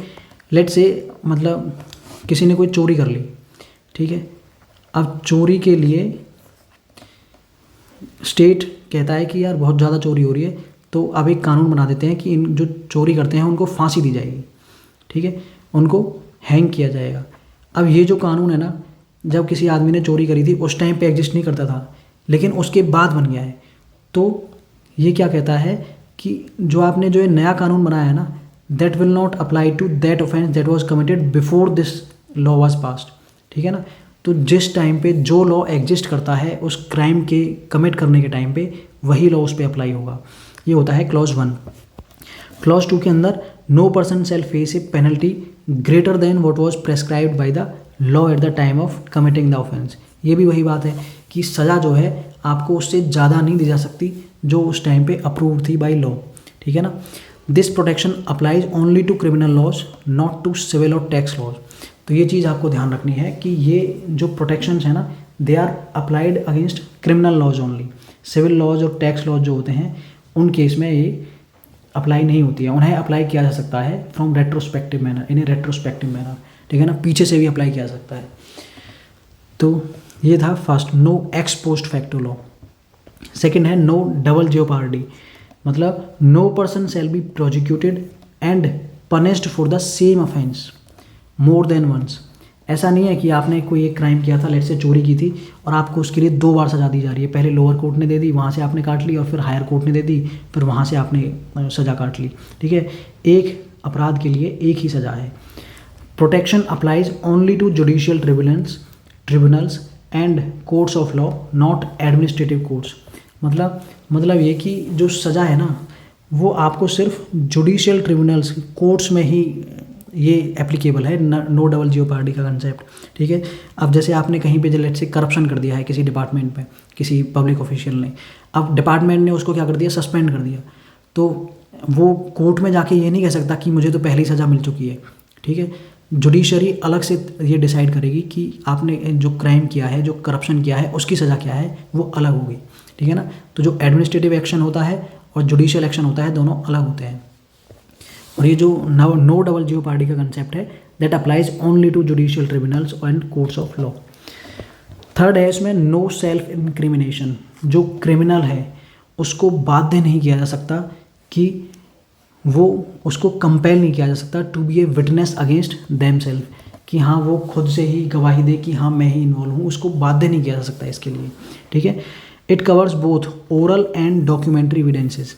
ठीक है, ऐसा नहीं है कि आपने लिखित रूप में दे दिया है तो वो मान लिया जाएगा कि हाँ आपने सेल्फ इंक्रिमिनेशन, आप खुद के अगेंस्ट ही गवाह बन गए, और लिखित रूप में आपने दे दिया कि हाँ मैं इसमें इन्वॉल्व था। ठीक है, तो वो क्या है, ये इसको भी अगेंस्ट भी प्रोटेक्शन प्रोवाइड करता है, सिर्फ ओरल ही नहीं, डॉक्यूमेंट्री एविडेंस के अगेंस्ट भी, क्योंकि क्या हो सकता है कि आपको फोर्स किया गया हो लिखने के लिए। ठीक है, तो इसलिए इसमें प्रोटेक्शन दिया गया है। But does not extend to compulsory production of material objects. ठीक है, लेकिन ये एक्सटेंड नहीं करता है किन पे, जो मटेरियल्स आपने उस क्राइम में यूज़ किए थे उनका कंपल्सरी प्रोडक्शन, उनको आपको प्रोड्यूस करना ही होगा। ठीक है, दूसरा compulsion to give thumb impression, आप थंब इम्प्रेशन देने से मना नहीं कर सकते, जो क्रिमिनल है अपने सिग्नेचर देने से मना नहीं कर सकता, या फिर जो उसका ब्लड सैंपल है उसको देने से मना नहीं कर सकता। ठीक है ना, these are allowed under law. या फिर compulsory exhibition of the body, आपकी बॉडी का जो चेकअप होना है उसके लिए भी, वो भी स्टेट जो है, जो कोर्ट्स है, वो अलाउ कर सकता है किसी की भी बॉडी को चेक करने के लिए, जो क्रिमिनल है खासतौर पे। ठीक है ना, it applies only to criminal proceedings not civil proceedings. यहाँ पे भी क्या है, ये क्रिमिनल प्रोसीडिंग्स में अप्लाई होता है, ना कि सिविल प्रोसीडिंग्स में।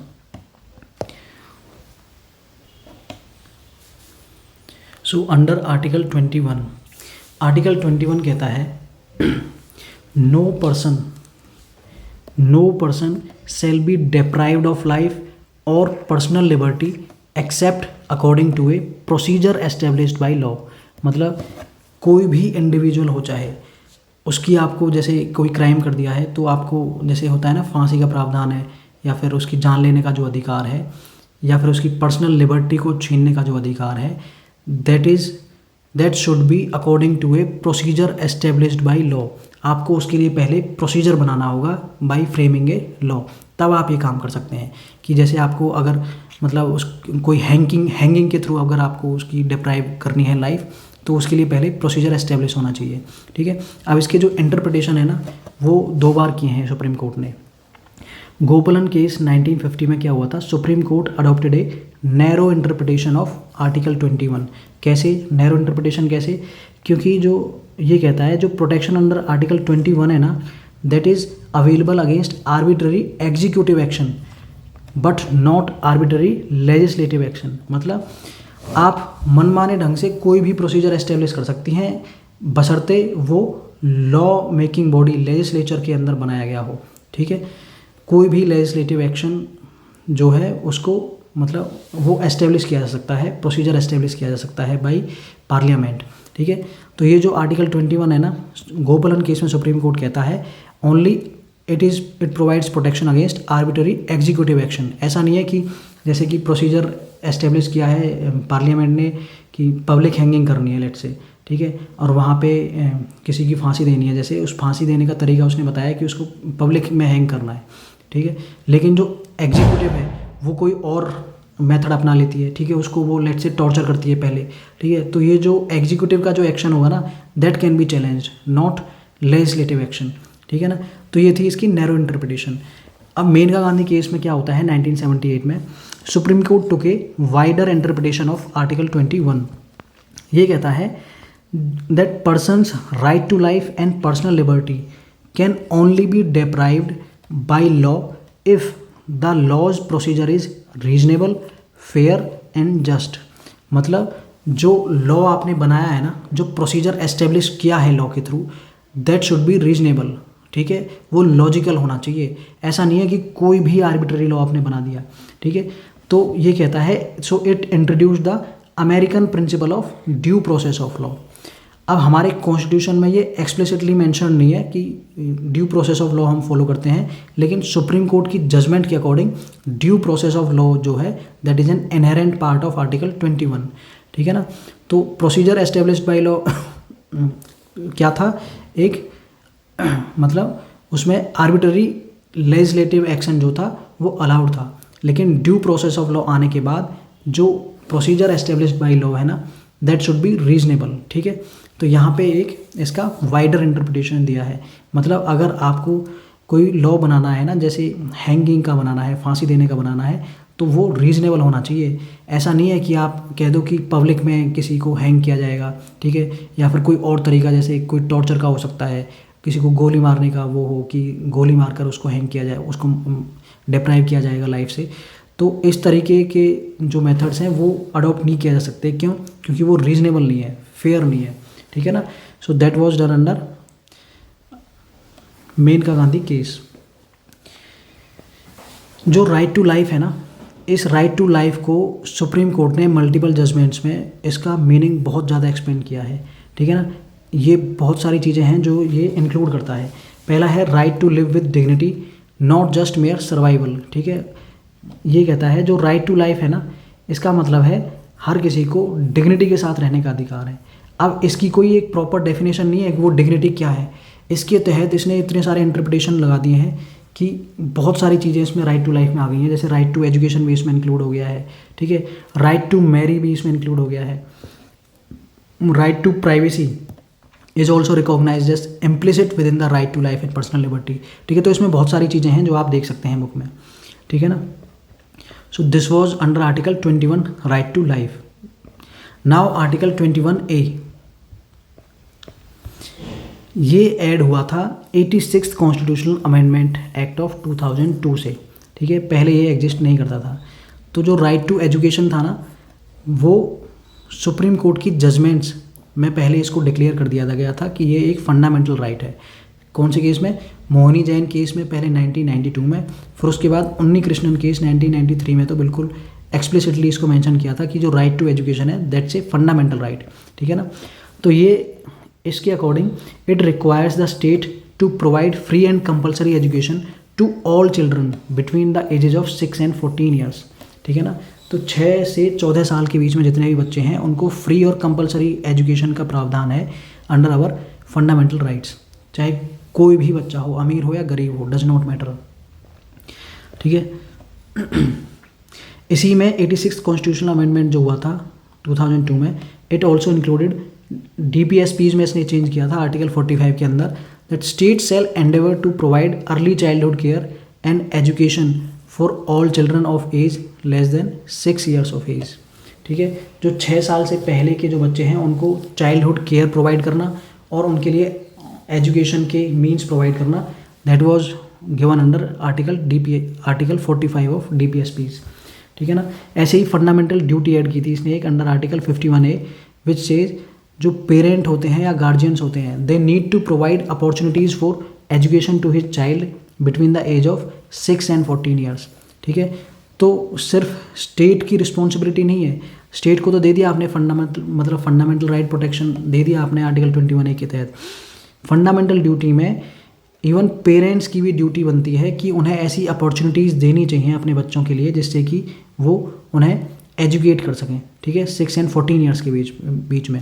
और जो DPSP है ये चाइल्डहुड केयर की बात करता है before the age of 6 years. तो जितनी भी जो ये स्कीम्स चलती हैं ना, न्यूट्रिशनल स्कीम्स बच्चों के लिए जो चलती हैं, ये DPSP को इम्प्लीमेंट करने के लिए चलती हैं आर्टिकल 45 के तहत, ठीक है ना। नाउ आर्टिकल 22 ये कहता है protection against arrest and detention. अगर किसी को आप अरेस्ट कर रहे हो या डिटेन कर रहे हो, एक ही बात है वैसे तो, अगर आप उनको अरेस्ट कर रहे हो तो उन्हें कुछ अधिकार दिए गए हैं। वो क्या हैं?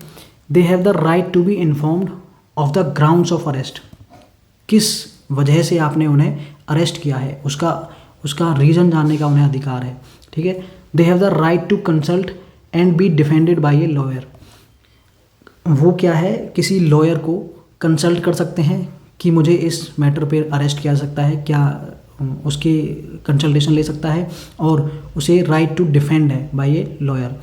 Right to be produced before a magistrate within 24 hours of arrest excluding travel time. ठीक है। उसको मजिस्ट्रेट के सामने प्रोड्यूस करना होगा within 24 hours of time.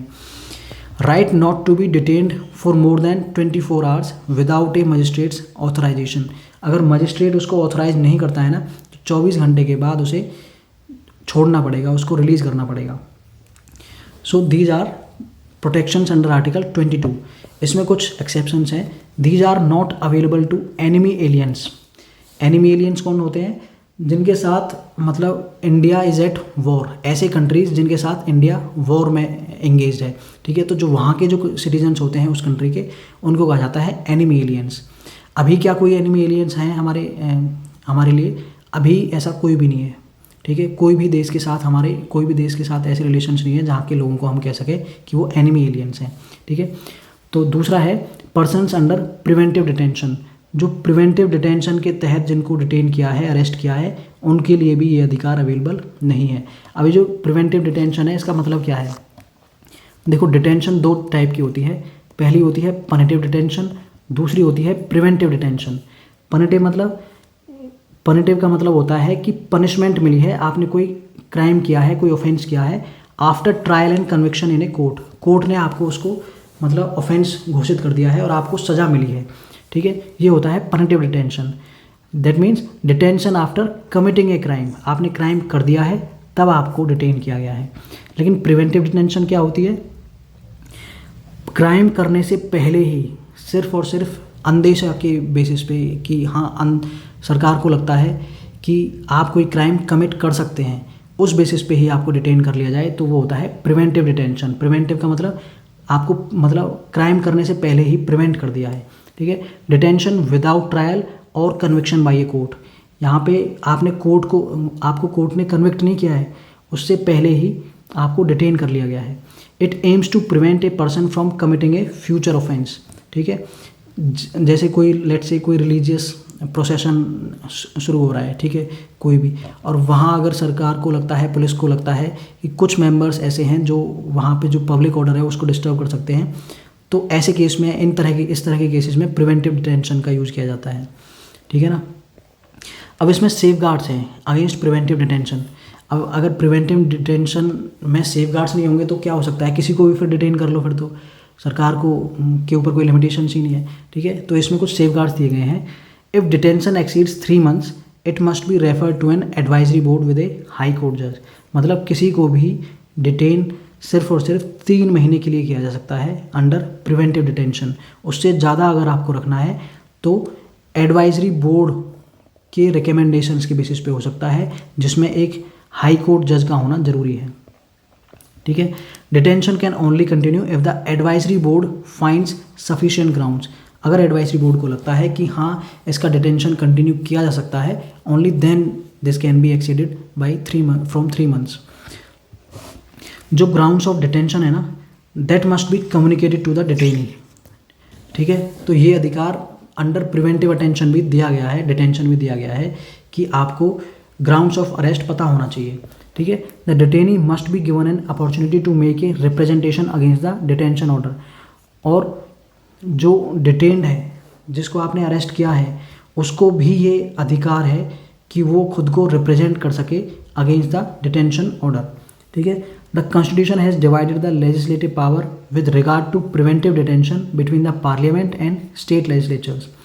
तो इस मैटर में जो कानून बनाने का अधिकार है ना, वो दोनों को दिया गया है, पार्लियामेंट को भी और स्टेट लेजिस्लेचर्स को भी। पार्लियामेंट बना सकता है defence of India, foreign affairs के रिगार्डिंग। ठीक है। स्टेट लेजिस्लेचर्स जो कोई भी क्राइम जो स्टेट में कमिट हो रहे हैं उनके रिगार्डिंग वो प्रिवेंटिव डिटेंशन के कानून बना सकता है। ठीक है। तो दोनों को ये अधिकार दिए गए हैं as per their own laws जो वहाँ पे जो उनको अधिकार दिए गए हैं। Now article 23 and 24 right against exploitation. ये इसमें आर्टिकल 23 कहता है that prohibition of traffic in human beings and forced labour, ये एप्लीकेबल है, available to both citizens and non citizens, दोनों पे के ऊपर ये अप्लाई होता है। ये प्रोवाइड करता है protection against trafficking in human beings, ठीक है। ये प्रोवाइड करता है protection against trafficking in human beings.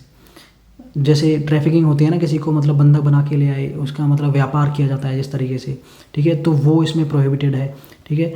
Next है फोर्स्ड लेबर इंक्लूडिंग बेगार और बॉन्डेड लेबर। तो फोर्स्ड लेबर मतलब किसी को फोर्स करना काम करने के लिए, उसको मजबूरन काम करवाना किसी से, ये इसके अंदर बैन की गई है। बेगार क्या होता है, किसी को बिना पैसा दिए हुए उससे लेबर करवाना, ठीक है। बॉन्डेड लेबर भी इसी का ही एक रूप होता है कि आपने उसको मजबूर किया है, मतलब उसको बंधक बना के, ठीक है, तब आप उसको मजबूर कर रहे हो कि लेबर करने के लिए। So these all are prohibited under article 23। Neerja Chaudhary case में क्या होता है, 1984 में सुप्रीम कोर्ट कहता है कि बॉन्डेड लेबरर्स को आइडेंटिफाई करना और उन्हें रिलीज़ करना तो इम्पोर्टेंट है ही, ठीक है, मतलब स्टेट को ये काम तो करने ही होंगे, उनको आइडेंटिफाई करिए और उन्हें रिलीज़ करिए, लेकिन रिलीज़ करने के साथ साथ they must also be suitably rehabilitated, ठीक है ना, उनका रिहेबिलिटेशन भी करवाना होगा स्टेट को, उनके उसके भी मेजर्स लेने होंगे। So this was said by Supreme Court in Neerja Chaudhary case of 1984। It protects individuals against exploitation not only by the state but also by private persons, दोनों मतलब प्राइवेट पर्सनस भी और स्टेट भी, दोनों के अगेंस्ट ही प्रोटेक्शन मिला हुआ है, ठीक है। The state is allowed to impose compulsory services for public purposes, example military और सोशल सर्विस, ठीक है। इसमें एक एक्सेप्शन है, जो स्टेट होता ना है उसको कंपल्सरी सर्विस के लिए मतलब कुछ प्रोविजंस बनाने का अधिकार है। जैसे कि अगर let's say India is at war, ठीक है, कोई वॉर डिक्लेयर कर दिया है इंडिया के अगेंस्ट, तो उस टाइम पे स्टेट इंडिविजुअल्स को, मेंबर्स को बोल सकता है कि कंपल्सरी मिलिट्री सर्विस के लिए, ठीक है, और वहाँ पे वो उन्हें पे करने के लिए बाध्य नहीं होगा, ठीक है ना। तो कंपल्सरी सर्विस का प्रोविज़न रखा गया है, एक मिलिट्री सर्विस में और सोशल सर्विस। सोशल सर्विस जैसे कोरोना के टाइम पे क्या था, मतलब डॉक्टर्स को बोल दिया था कि कंपल्सरी है बिल्कुल आना, ठीक है, तो ये ऐसे टाइम्स में काम आती है कंपल्सरी सर्विस। और आपको बोल भी दिया गया है, आपसे काम भी ज़्यादा लिया जा रहा है और आपको ज़रूरी नहीं है कि उसके अकॉर्डिंग पे किया जाए, ठीक है। तो ऐसे एक्सेप्शनल केसेस में ये अलाउड है for the state. However, the state here is not permitted to discriminate on grounds only of religion, race, caste और class, ठीक है। लेकिन कंपलसरी सर्विस में जब आप प्रोवाइड कर रहे हो एम्प्लॉयमेंट, ठीक है, तब आप जो स्टेट है that cannot discriminate on religion, race, caste और क्लास, ठीक है। अब आप यहाँ देखो, यहाँ पे इन्होंने जेंडर को इंक्लूड नहीं किया है, ठीक है, तो मतलब मेल और फीमेल के बेसिस पे किया जा सकता है क्या? यस, ये किया जा सकता है। क्यों? क्योंकि अब लेट्स से मिलिट्री में कोई वॉर डिक्लेयर हो गई है, तो आप हर किसी को नहीं बोल सकते मेल और फीमेल दोनों को कि हाँ आपको कंपलसरी सर्विस, मिलिट्री सर्विस देनी है, ठीक है। तो यहाँ पे डिस्क्रिमिनेशन हो सकता है। ऐसे ही प्लेस ऑफ बर्थ की बेसिस पे भी यहाँ पे हो सकता है। प्लेस ऑफ बर्थ की कैसे? लेट्स से कि मतलब कोई पेंडेमिक है, जैसे लेट्स से वो केरला में कोई पेंडेमिक आ गया है,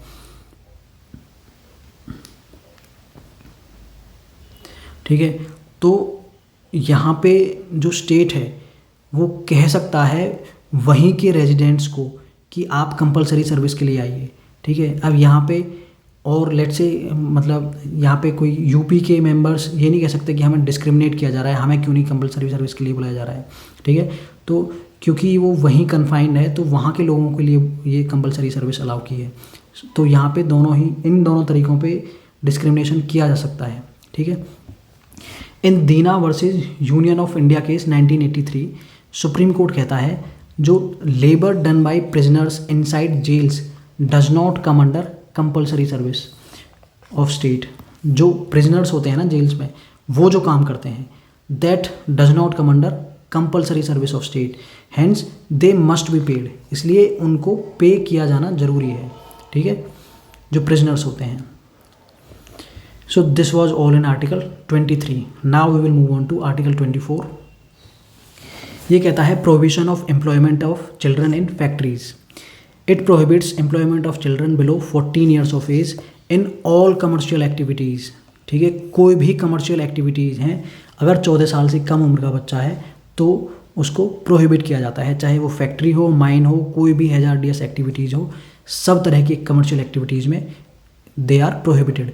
ठीक है, but does not prohibit their employment in non hazardous और harmless work if their age is 14 to 18 years. लेकिन अगर 14 से 18 साल के बच्चे हैं तो उन्हें they are allowed in non hazardous और हार्मलेस वर्क. ठीक है, तो वहाँ पे सिर्फ only hazardous activities are prohibited. ठीक है ना. These provisions safeguard individuals against wrongful detention and exploitation while promoting the welfare of vulnerable groups such as children and labourers. तो ये जो आर्टिकल 23 और 24 है ना, ये सेफ गार्ड प्रोवाइड करते हैं against wrongful detention and exploitation. ठीक है ना, जैसे डिटेंशन, जैसे बॉन्डेड लेबर, किसी को डिटेन कर लिया काम करवाने के लिए, ठीक है, उसके अगेंस्ट प्रोटेक्शन प्रोवाइड करता है. तो ये थे आर्टिकल 23 एंड 24. अब है right to freedom of religion. ये हैं आर्टिकल 25 to 28 में. ये कहता है that freedom of conscience and free profession, practice and propagation of religion. Article 25 का ये आर्टिकल है, टाइटल है. It grants every person the right to freedom of conscience, right to profess any religion, right to practise religious beliefs, right to propagate one's religions. मतलब कोई भी आप, मतलब जो फ्रीडम ऑफ कॉन्साइंस का क्या मतलब होता है, आपका जो मतलब इंटरनल माइंडसेट है ना गॉड के साथ, आप किसी भी तरीके का माइंडसेट रख सकते हैं गॉड के प्रति. ठीक है, वैसे ही right to profess any religion, कोई भी रिलीजन आप प्रोफेस करना चाहते हैं, प्रैक्टिस करना चाहते हैं, वो कर सकते हैं. ठीक है, वैसे ही जो आपका रिलीजन है ना, आपको उसकी जो टीचिंग्स हैं उनको प्रोपेगेट करने का भी अधिकार है. ठीक है, so this is done under article 25. लेकिन इसमें कुछ लिमिटेशंस हैं. It does not include the right to convert others to one's own religion. ठीक है ना, लेकिन जो राइट टू कन्वर्ट है ना, ये कोई फंडामेंटल राइट नहीं है आर्टिकल 25 के अंदर. ठीक है ना, तो ये चीज़ आपको ध्यान रखनी है. इसमें कुछ रेस्ट्रिक्शंस लगाई गई हैं right to practise religion, profess religion पे, कि आप जो रिलीजन प्रैक्टिस कर रहे हो ना, that should not be against the public order, that should not disturb the public order. ठीक है, आप लेट्स से आपने कोई रिलीजियस प्रोसेशन निकालना है, ठीक है, और उससे अगर पब्लिक ऑर्डर डिस्टर्ब होता है तो उस पर रेस्ट्रिक्शंस लगाई जाती हैं. ठीक है, वैसे ही पब्लिक मोरालिटी के अगेंस्ट भी रेस्ट्रिक्शंस लगाई जा सकती हैं, या फिर जो हेल्थ है. ठीक है, अब आप कोई ऐसी सुपरस्टिशियस एक्टिविटी में इन्वॉल्व हैं for the sake of religion कि वो हेल्थ के लिए, पब्लिक हेल्थ के लिए डेंजरस है, तो भी उस पर रेस्ट्रिक्शंस लगाई जा सकती हैं. ठीक है, and other provisions relating to fundamental rights. अब आपके राइट टू प्रैक्टिस रिलीजन से अगर कोई और फंडामेंटल राइट्स वायलेट होते हैं तब भी उन्हें रेस्ट्रिक्ट किया जा सकता है. और ये जो वो है ना article 25, that is available to individuals. ठीक है ना, और जो आर्टिकल 26 है, freedom to manage religious affairs, it grants religious denominations. ये रिलीजियस डिनोमिनेशंस मतलब ग्रुप के बेसिस पे, रिलीजियस ग्रुप्स को ये प्रोवाइड करता है. वो इंडिविजुअल बेसिस पे था, इंडिविजुअल्स के लिए आर्टिकल 25. आर्टिकल 26 है रिलीजियस ग्रुप्स के लिए.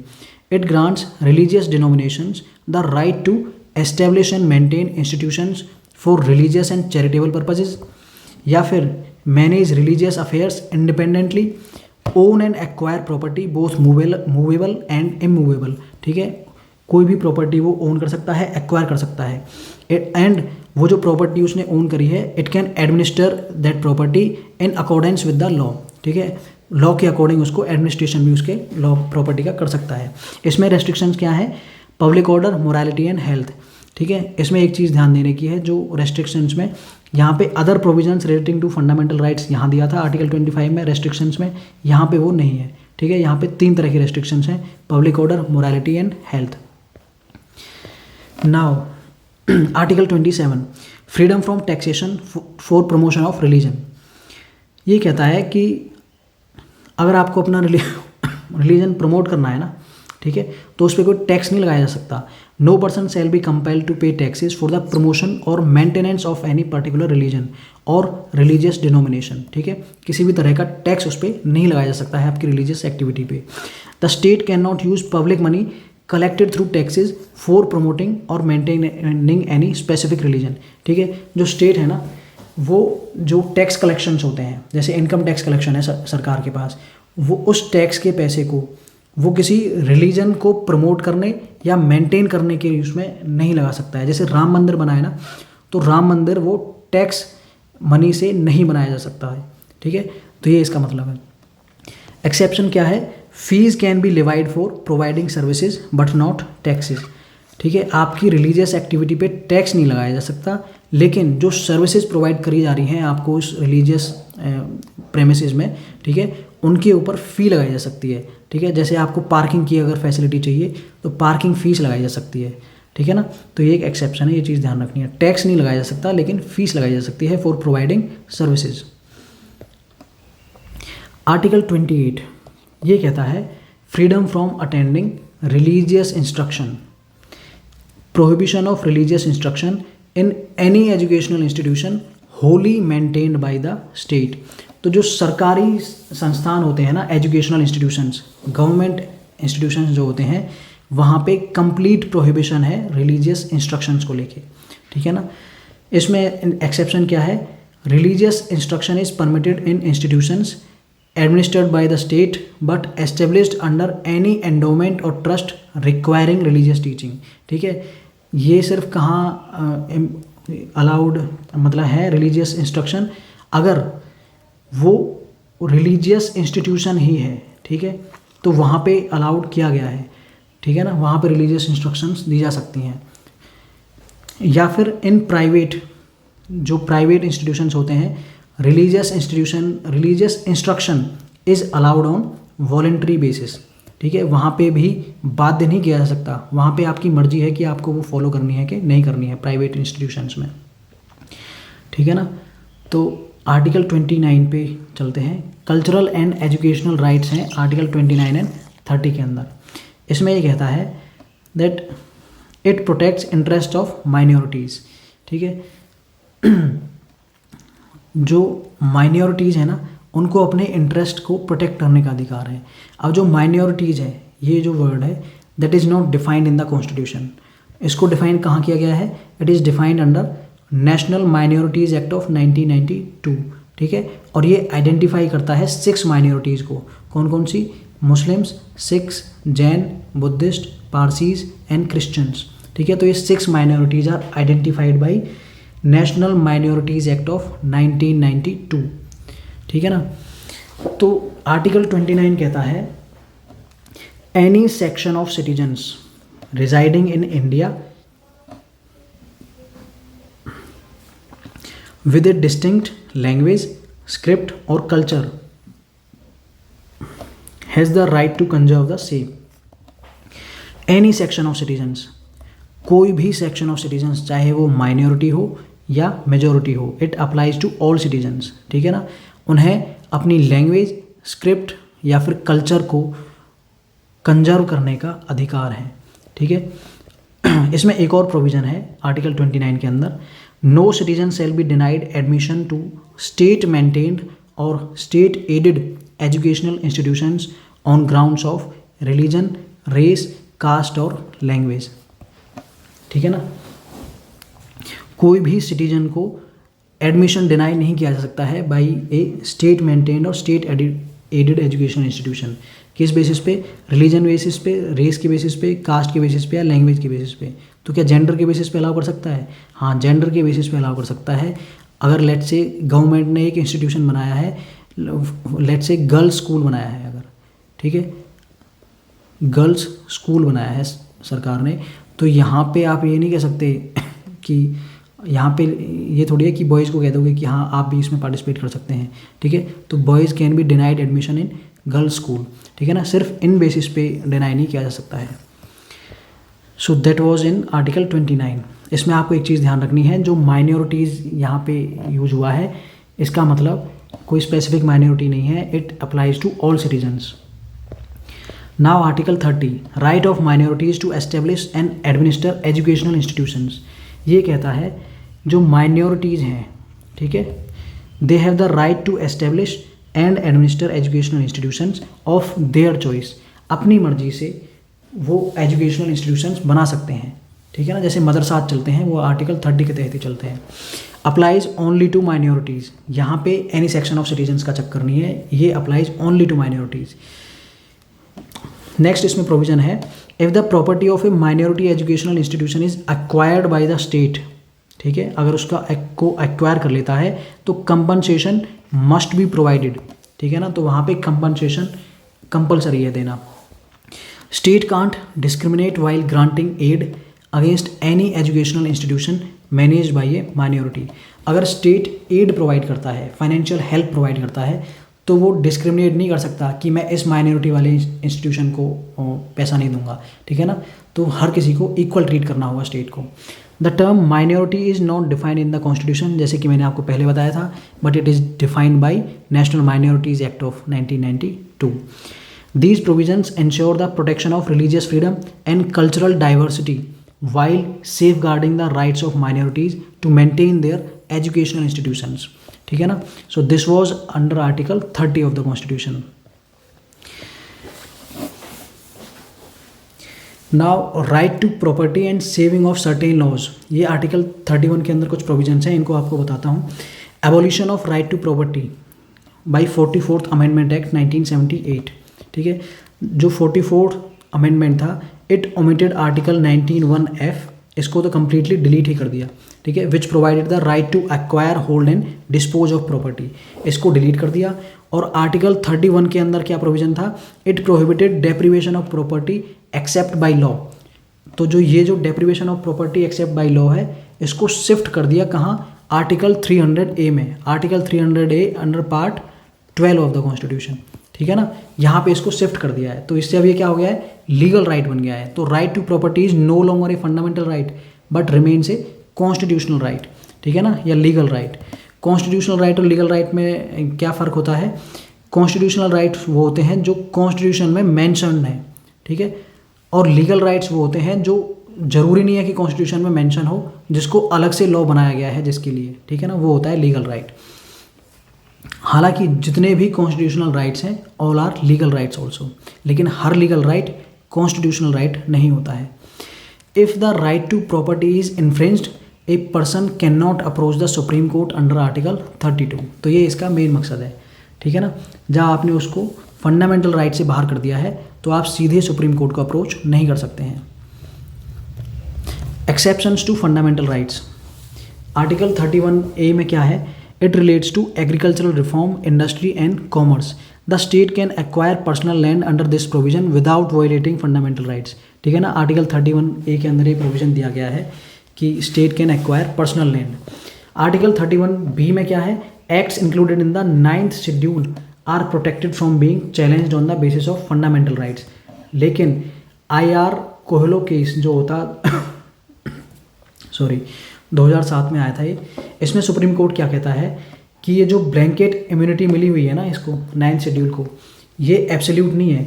मतलब ये कहता है कि जो 1972 के बाद जितने भी कानून इस 9th शेड्यूल में आपने ऐड किए हैं, they can be challenged on the basis of fundamental rights, ठीक है ना। सिर्फ उससे पहले वाले अलाउड नहीं है।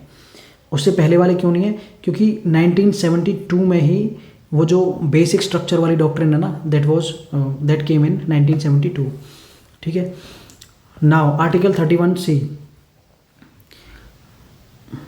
लेट मी चेक वंस, ये 1972 है कि 73 है।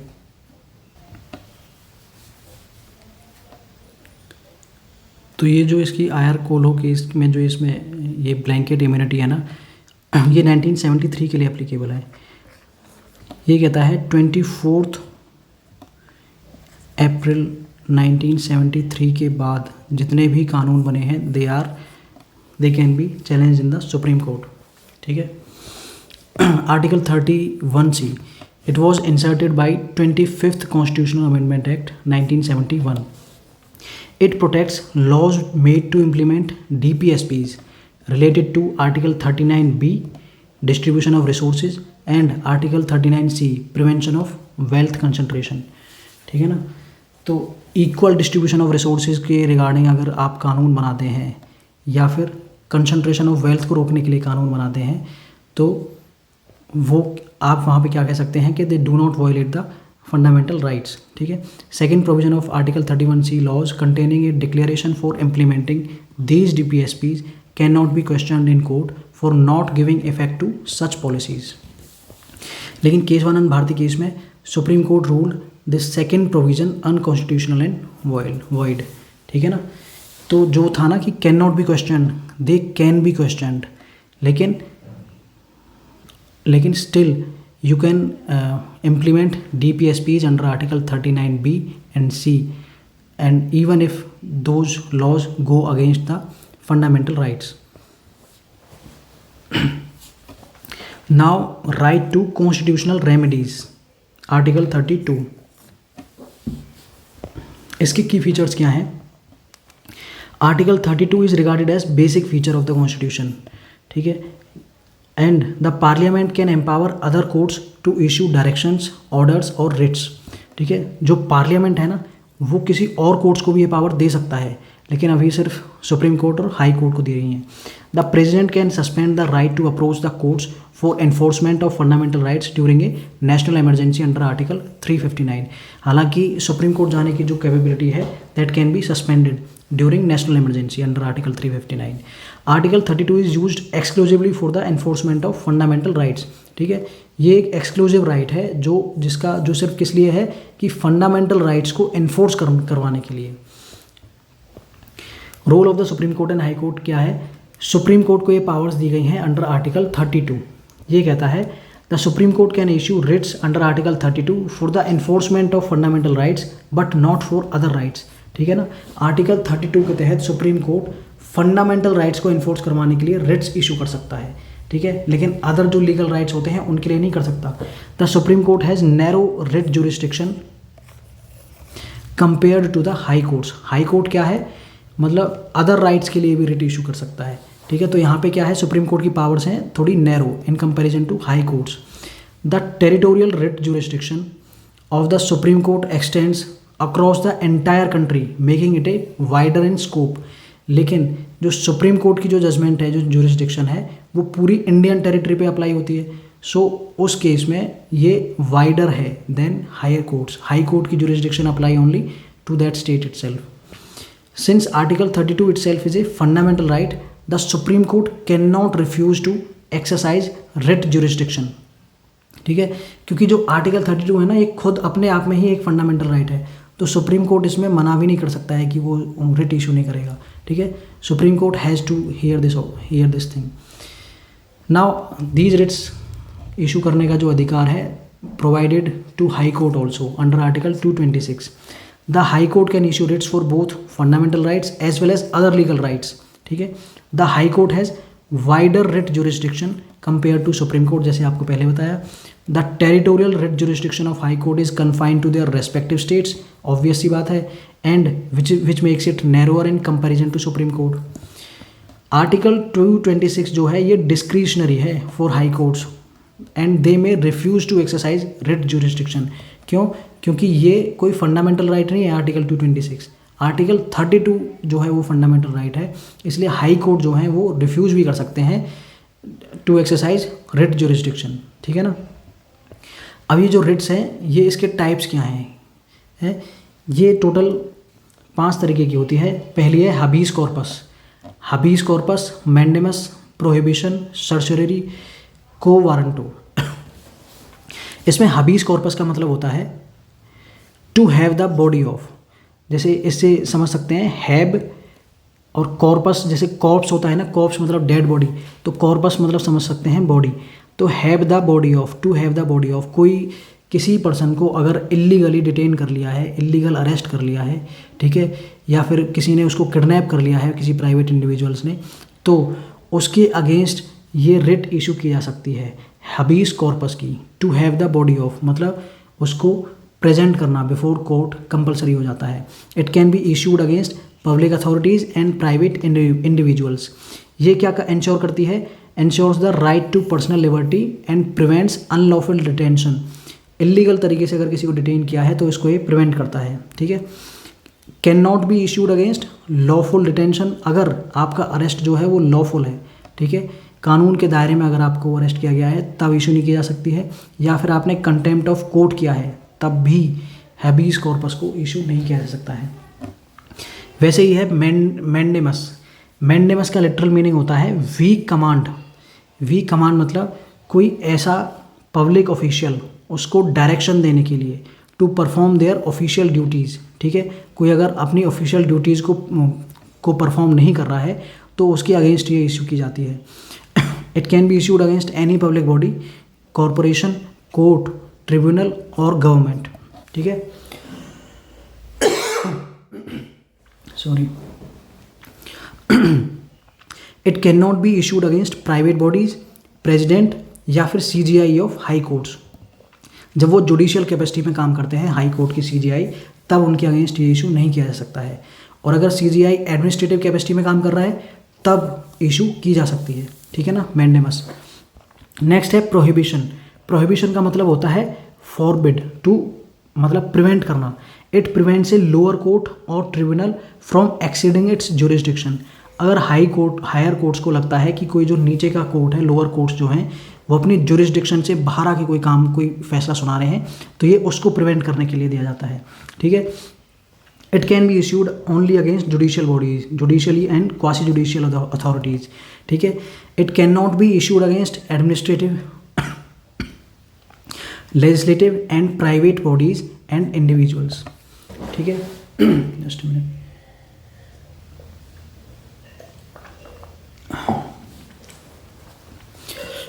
वैसे ही होती है सर्टियोरिटी। इसका लिटरल मीनिंग होता है to be certified, to be certified या फिर टू बी इन्फॉर्म्ड। जो हायर कोर्ट्स होते हैं उन्हें ये जानने का अधिकार है कि आप कहीं अपना कोई जो एक्शन, जो आप डिसीजन ले रहे हो वो इलीगल तो नहीं है। ठीक है, तो it transfers a case pending before a lower court to a higher court for review. आपने जो फैसला सुनाया है उसको रिव्यू के लिए ट्रांसफ़र किया जाता है हायर कोर्ट्स के सामने। ठीक है ना, ये होता है सर्टियोरिटी में। It can be issued against judicial, quasi judicial as well as administrative authorities. ठीक है ना, एडमिनिस्ट्रेटिव अथॉरिटीज़ भी अगर कोई इलीगल एक्शन लेते हैं, कोई इलीगल ऑर्डर सुनाते हैं, तो उनके खिलाफ भी इसको इशू किया जा सकता है। But it can not be issued against private individuals and legislative bodies. Next है को वारंटो। बाई वॉट अथॉरिटी, कौन सा वारंट है, किस वारंट के बेसिस पे आप काम कर रहे हो। ठीक है, it ensures the legality of a person's claim to a public office. अगर कोई पर्सन किसी पब्लिक ऑफिस में जाके बैठ गया है, मतलब उसके किसी पब्लिक ऑफिस के ऊपर क्लेम कर रहा है, तो उससे पूछा जा सकता है कि किस अथॉरिटी पे से आप इस ऑफिस पे काम कर रहे हो। ठीक है ना, ये it can be issued against public office of a permanent character created by A statute और ऑफ द कॉन्स्टिट्यूशन।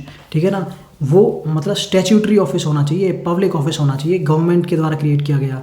ठीक है, ऐसे किसी भी प्राइवेट ऑफिस के अगेंस्ट नहीं इशू किया जा सकता। Similarly it can not be issued against cases of ministerial office और प्राइवेट ऑफिस। ठीक है ना, इन दोनों के अगेंस्ट इसको इशू नहीं किया सकता है। एक चीज़ इसमें दोनों में ध्यान देने की है, जो प्रोहिबिशन है ये तो प्रिवेंट करता है।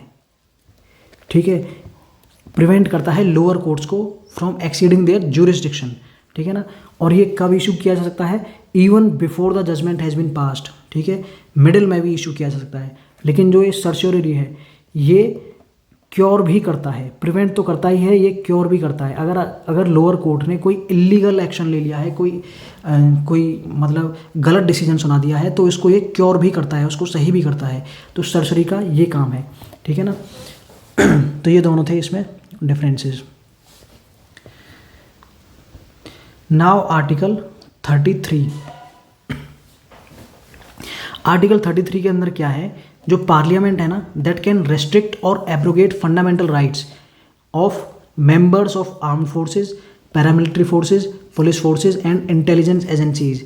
इनके जो फंडामेंटल राइट्स हैं इनको रेस्ट्रिक्ट कर सकती है parliament. And also forces charge with maintaining public order. ठीक है, पब्लिक ऑर्डर को मेंटेन करने के लिए जो फोर्सेज एम्प्लॉय की गई हैं उनकी राइट्स को भी रेस्ट्रिक्ट किया जा सकता है by parliament. Parliamentary laws can exclude military tribunals from the writ jurisdiction of the supreme court and high court regarding the enforcement of fundamental rights. ठीक है, तो पार्लियामेंट एक्सक्लूड कर सकता है मिलिट्री ट्रिब्यूनल्स को from the writ jurisdiction of supreme court and high courts. Article 34 कहता है during martial law fundamental rights of public can be restricted. ठीक है, the supreme court held that the declaration of martial law does not automatically result in the suspension of the writ of habeas corpus. ठीक है, अगर martial law declare हो गया है तो supreme court कहता है ये ऑटोमेटिकली मतलब उसको सस्पेंड नहीं करता है रिट को, हबीज कॉर्पस की रिट को इशू करने से। ठीक है ना, इसके लिए स्पेशल ऑर्डर्स निकालने पड़ते हैं। आर्टिकल 35 में कहता है the power to make laws to give effect to certain specified fundamental rights vests only in parliament not state legislatures. ठीक है, जो कुछ मतलब फंडामेंटल राइट्स ऐसे हैं उनके रिगार्डिंग अगर कोई चेंजेस करने हैं, उसमें कुछ प्रोविजंस ऐड करने हैं, तो वो पावर सिर्फ और सिर्फ पार्लियामेंट के पास है, ना कि स्टेट लेजिस्लेचर्स के पास। और वो कौन कौन से आर्टिकल्स हैं? Article 16, 17, 23, 32, 33 and 34। ये जो आर्टिकल्स हैं इनके अंदर कोई चेंजेस अगर करने हैं तो only parliament can do that. ठीक है, state legislatures are not allowed. अब फंडामेंटल राइट्स से कुछ और एक्स्ट्रा राइट्स भी दिए गए हैं जिन्हें लीगल राइट्स कहा जाता है, which are outside part 3 of the constitution. वो कौन से हैं? आर्टिकल 265 में no taxation without the authority of law. ठीक है, को मतलब टैक्सेशन का जो अधिकार है ना वो एक लॉ के अकॉर्डिंग होना चाहिए, ये आर्टिकल 265 में दिया है। ऐसे ही आर्टिकल 300A है no deprivation of property without the authority of law. Similarly article 301 में फ्रीडम दी गई है ट्रेड की, कॉमर्स की and intercourse through out India. ठीक है, ऐसे ही आर्टिकल 326 में एडल्ट सफरेज का अधिकार दिया गया है, everyone has the right to vote under article 326। So these are the rights given in part 3 of the constitution. So this is all in fundamental rights.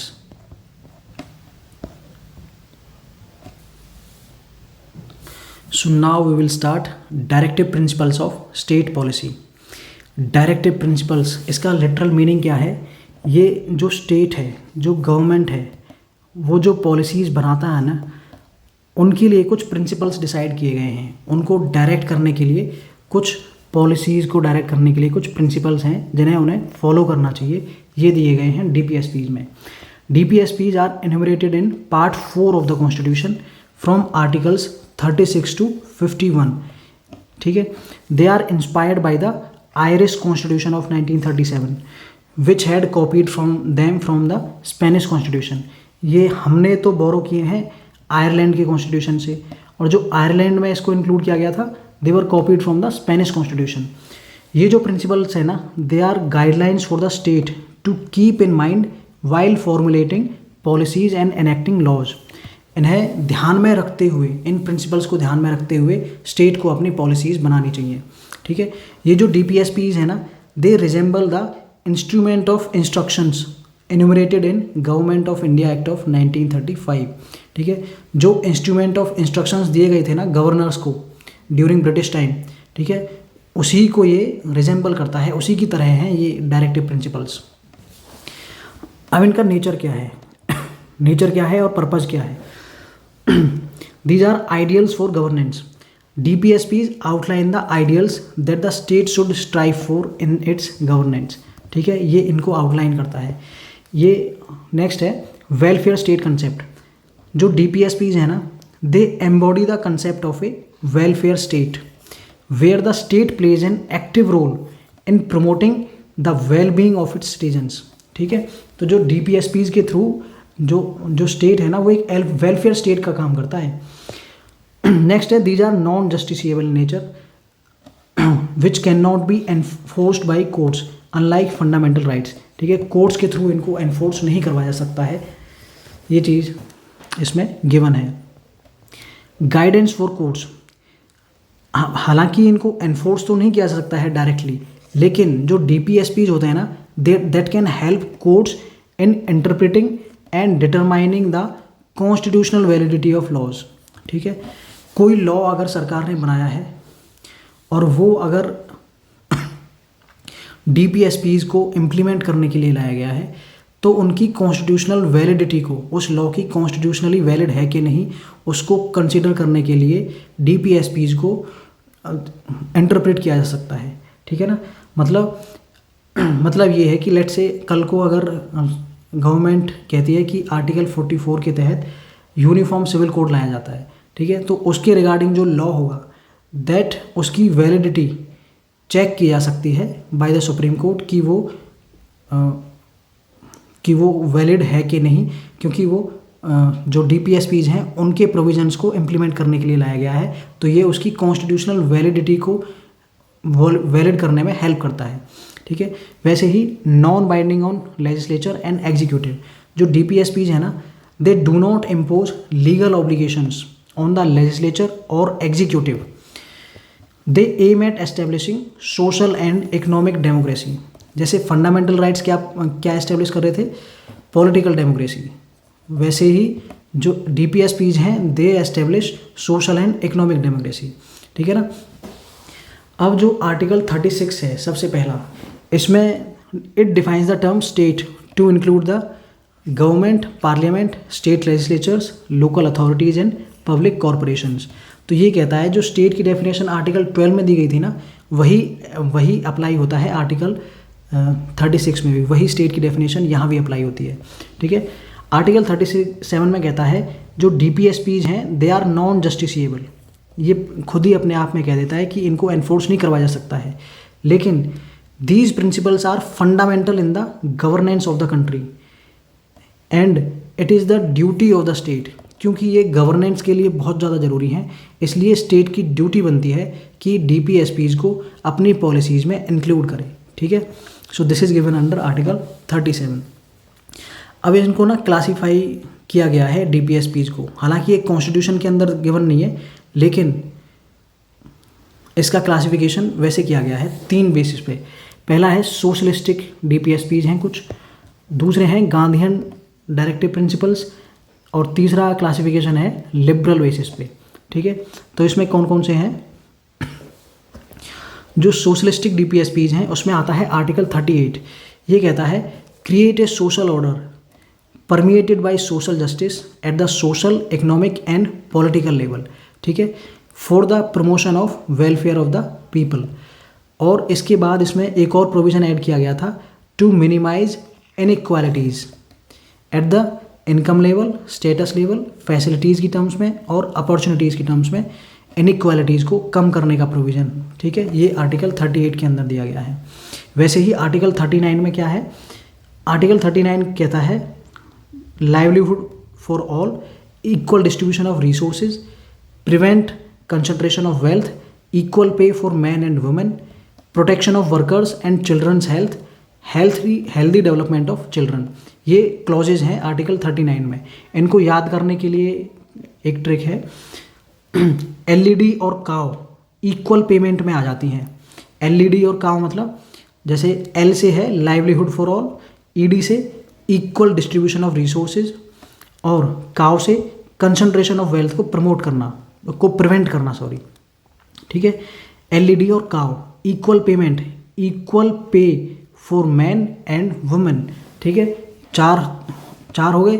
अब जो काव है, काव का जो मिल्क होता है वो क्या करता है, प्रोटेक्ट करता है हेल्थ को और उन्हें स्ट्रेंथ प्रोवाइड करता है, किसको, चिल्ड्रन और वर्कर्स को। ठीक है, अब जब चिल्ड्रन की हेल्थ प्रोटेक्ट हो गई तो उनका डेवलपमेंट कैसा होगा, हेल्दी डेवलपमेंट होगा। ठीक है, तो इस स्टोरी से आप इसको याद कर सकते हैं, एलईडी और काव इक्वल पेमेंट में आती हैं और काव का जो मिल्क होता है वो हेल्दी होता है, हेल्थ को प्रोटेक्ट करता है चिल्ड्रन और वर्कर्स की, और जब चिल्ड्रन की हेल्थ प्रोटेक्ट रहती है तो हेल्दी डेवलपमेंट होता है चिल्ड्रन का। नाउ आर्टिकल 39A,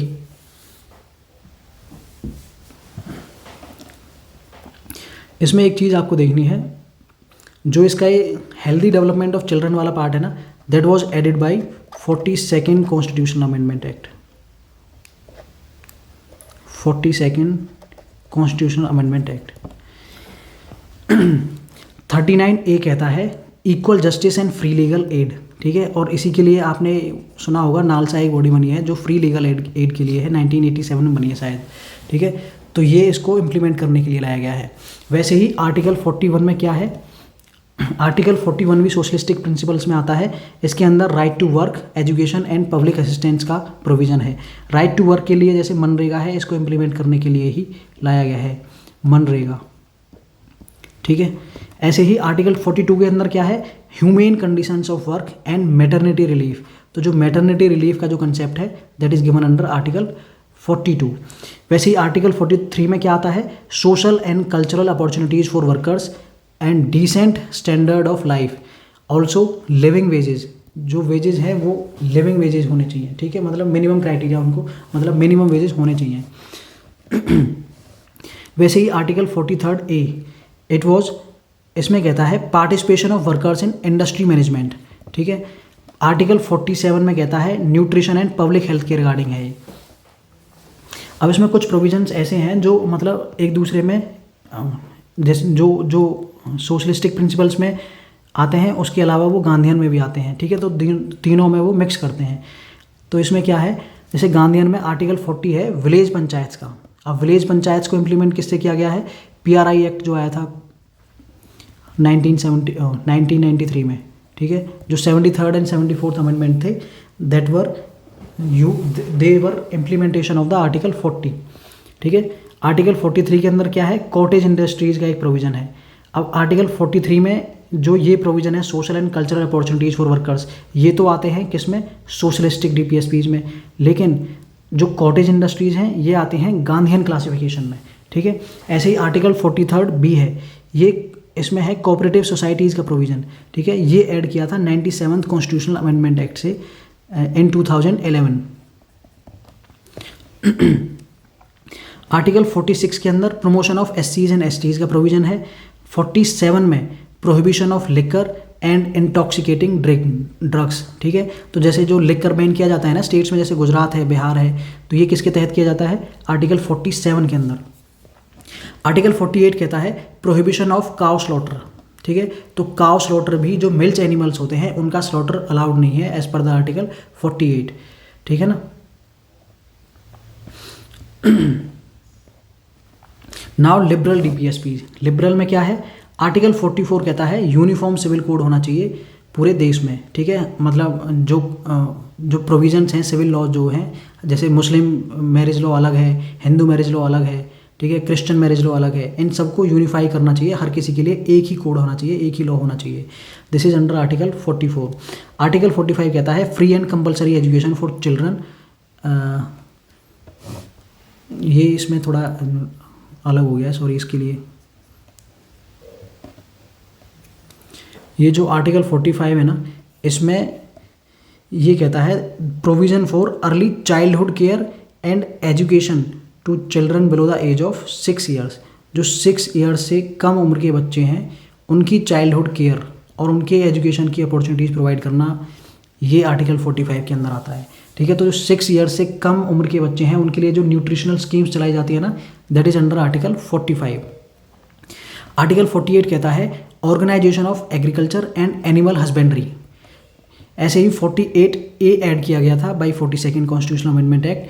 ये कहता है safe guard forest and wild life. 49 में preserve monuments and historical interest. 50 कहता है separate judiciary from the executive, दोनों की पावर्स अलग अलग होनी चाहिए, ठीक है। 51 के तहत promote international peace and security, ठीक है ना। तो ये थे DPSPs। अब इसमें आपको एक चीज़ ध्यान रखनी है, जहाँ भी ऐड A आ रहा है ना, जैसे 39A, 43A या फिर 48A, जितने भी A वाले हैं they all were added by 42nd constitutional amendment act, ठीक है ना। तो 42nd से कौन कौन से ऐड हुए थे, 48A, 43A एंड 39A। और इसके अलावा ये जो 39F है healthy development of children, that was also added by 42nd constitutional amendment act, ठीक है ना। और जो ये 43rd B है that was added by 97th constitutional amendment act. अब DPSPs पार्ट 4 के बाहर भी कुछ डायरेक्टिव प्रिंसिपल्स हैं, वो कौन कौन से हैं। आर्टिकल 335 कहता है that reservation of services for SCs and STs के लिए प्रोविजंस बनाने चाहिए, ठीक है। 350A के अंदर जो इंस्ट्रक्शन है ना, instruction should be given in mother tongue at the local level, ठीक है। वैसे ही आर्टिकल 351 कहता है डेवलपमेंट ऑफ हिंदी लैंग्वेज के लिए काम करना चाहिए स्टेट को, ठीक है ना। So they are the directive principles outside the provisions of part 4। अब जो फंडामेंटल राइट्स और डायरेक्टिव प्रिंसिपल्स है ना, इनके बीच में कुछ कन्फ्लिक्ट चला रहा है कि कौन सुपीरियर है, ठीक है। तो इसमें सबसे पहला केस आता है चंपाकम केस इन 1951। ये क्या करता है, द कोर्ट रूल दैट जो फंडामेंटल राइट्स है ना they are superior to DPSP। इसमें ये एस्टेब्लिश कर देता है that principles that fundamental rights supersede DPSPs and allowed for the amendment of fundamental rights to align with DPSPs, ठीक है ना। और ये मतलब फंडामेंटल राइट्स का अमेंडमेंट भी अलाउड कर देता है। अब गोलकनाथ केस में क्या होता है 1967 में, जो ये कहता है that fundamental rights can not be amended to give effect to DPSPs, ठीक है। जो आपने यहाँ अलाउ किया था ये यहाँ पे इसने ख़त्म कर दिया। It prevented parliament from curbing fundamental rights for implementing DPSPs, ठीक है ना। 25th कॉन्स्टिट्यूशनल अमेंडमेंट होता है 1971 में। ये इंसर्ट कर देता है एक article 31C which allowed laws made to implement DPSP 39B and C to override fundamental rights article 14 and 19, also stated that such laws cannot be challenged in court, ठीक है ना। तो ये अलग से एक आर्टिकल इंसर्ट कर देता है आर्टिकल 31C, जो कहता है कि अगर 39B और C को इम्प्लीमेंट करने के लिए कोई लॉ लाया गया है तो that can override fundamental rights as well, और इसको चैलेंज भी नहीं किया जा सकता है सुप्रीम कोर्ट में, ठीक है। तो इससे क्या होता है, it gave precedence to DPSPs, मतलब DPSPs अब इससे सुपीरियर हो गए थे in certain cases over fundamental rights.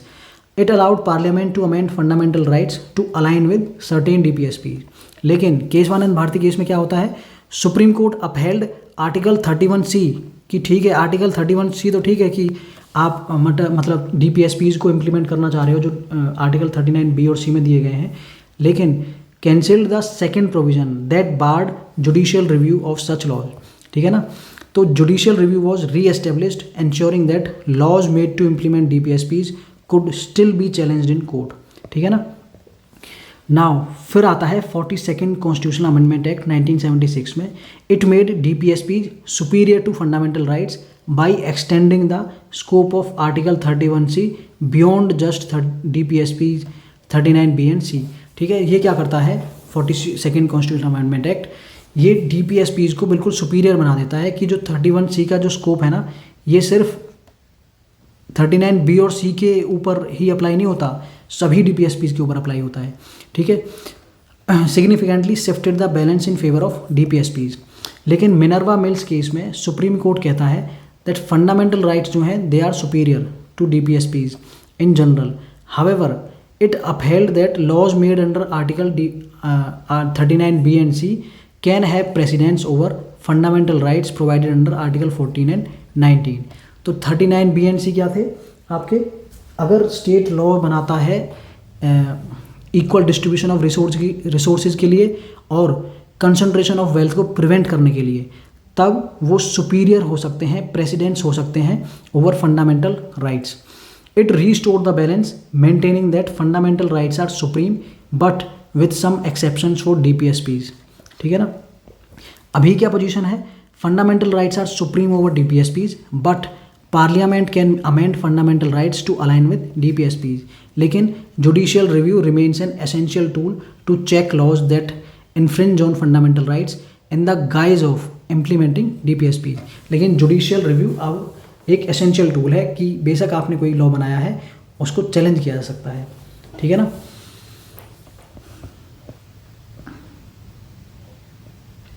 सो इनकी ये समरी है, और so this was all in DPSPs।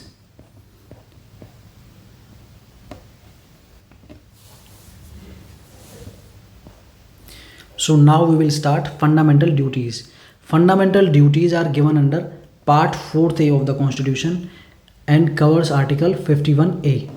ये जो पूरी फंडामेंटल ड्यूटीज़ हैं ये 42nd कॉन्स्टिट्यूशनल अमेंडमेंट एक्ट से ऐड की गई थी। पहले ओरिजिनल कॉन्स्टिट्यूशन में ये उसका हिस्सा नहीं थी कॉन्स्टिट्यूशन का। These are inspired by the USSR constitution with Japanese constitution also incorporating fundamental duties. USSR और जापानीज़ कॉन्स्टिट्यूशन के वहाँ से इनको इंस्पायर किया गया है, वहाँ से बोरोड है। 1976 में क्या होता है, स्वर्ण सिंह कमेटी बनती है और ये रिकमेंड करती है इंक्लूजन ऑफ फंडामेंटल ड्यूटीज़, और उसी की रिकमेंडेशन पे इन्हें इंक्लूड किया जाता है। ठीक है। 1999 में Verma committee identified the legal provisions related to fundamental duties. ठीक है। वर्मा कमेटी 1919 में कुछ लीगल प्रोविजंस बताती है related to fundamental right duties, लेकिन उनको अप्रूव नहीं किया गया बाय द पार्लियामेंट। जो 42nd कॉन्स्टिट्यूशनल अमेंडमेंट था 1976 में, इट इंट्रोड्यूस्ड 10 फंडामेंटल ड्यूटीज़। ठीक है। लेकिन जो अभी फिलहाल कितनी है, टोटल 11 फंडामेंटल ड्यूटीज़ हैं, और जो 11th थी that was added by 86th amendment act of 2002। Sorry. Fundamental duties are applicable only to citizens and are non justiciable without legal sanction. ठीक है ना। इनको एनफोर्स नहीं करवाया जा सकता in courts, meaning there is no legislative process for enforcing them. ठीक है। कौन कौन सी है फंडामेंटल ड्यूटीज़? पहली है these are given under article 51A। ठीक है। तो पहली है respect the national flag and national anthem, follow noble ideals that inspired the freedom struggle, protect the unity and integrity of the nation, defend the country and render national service when required, promote brotherhood among all citizens, preserve the rich heritage of the country's culture, improve and protect the environment, forests, lakes, rivers, and wildlife, develop scientific temper, humanism, and spirit of inquiry and reform. Next है safeguard public property and abjure violence. ठीक है। Public property को safeguard करना हर एक citizen की responsibility है, और violence में इन्वॉल्व ना होना, वायलेंस का त्याग करना, ये भी हर किसी की ड्यूटी बनती है। Strive towards excellence in all spheres of individual and collective activity. ठीक है ना। Provide opportunities for education to children aged 6 to 14 years.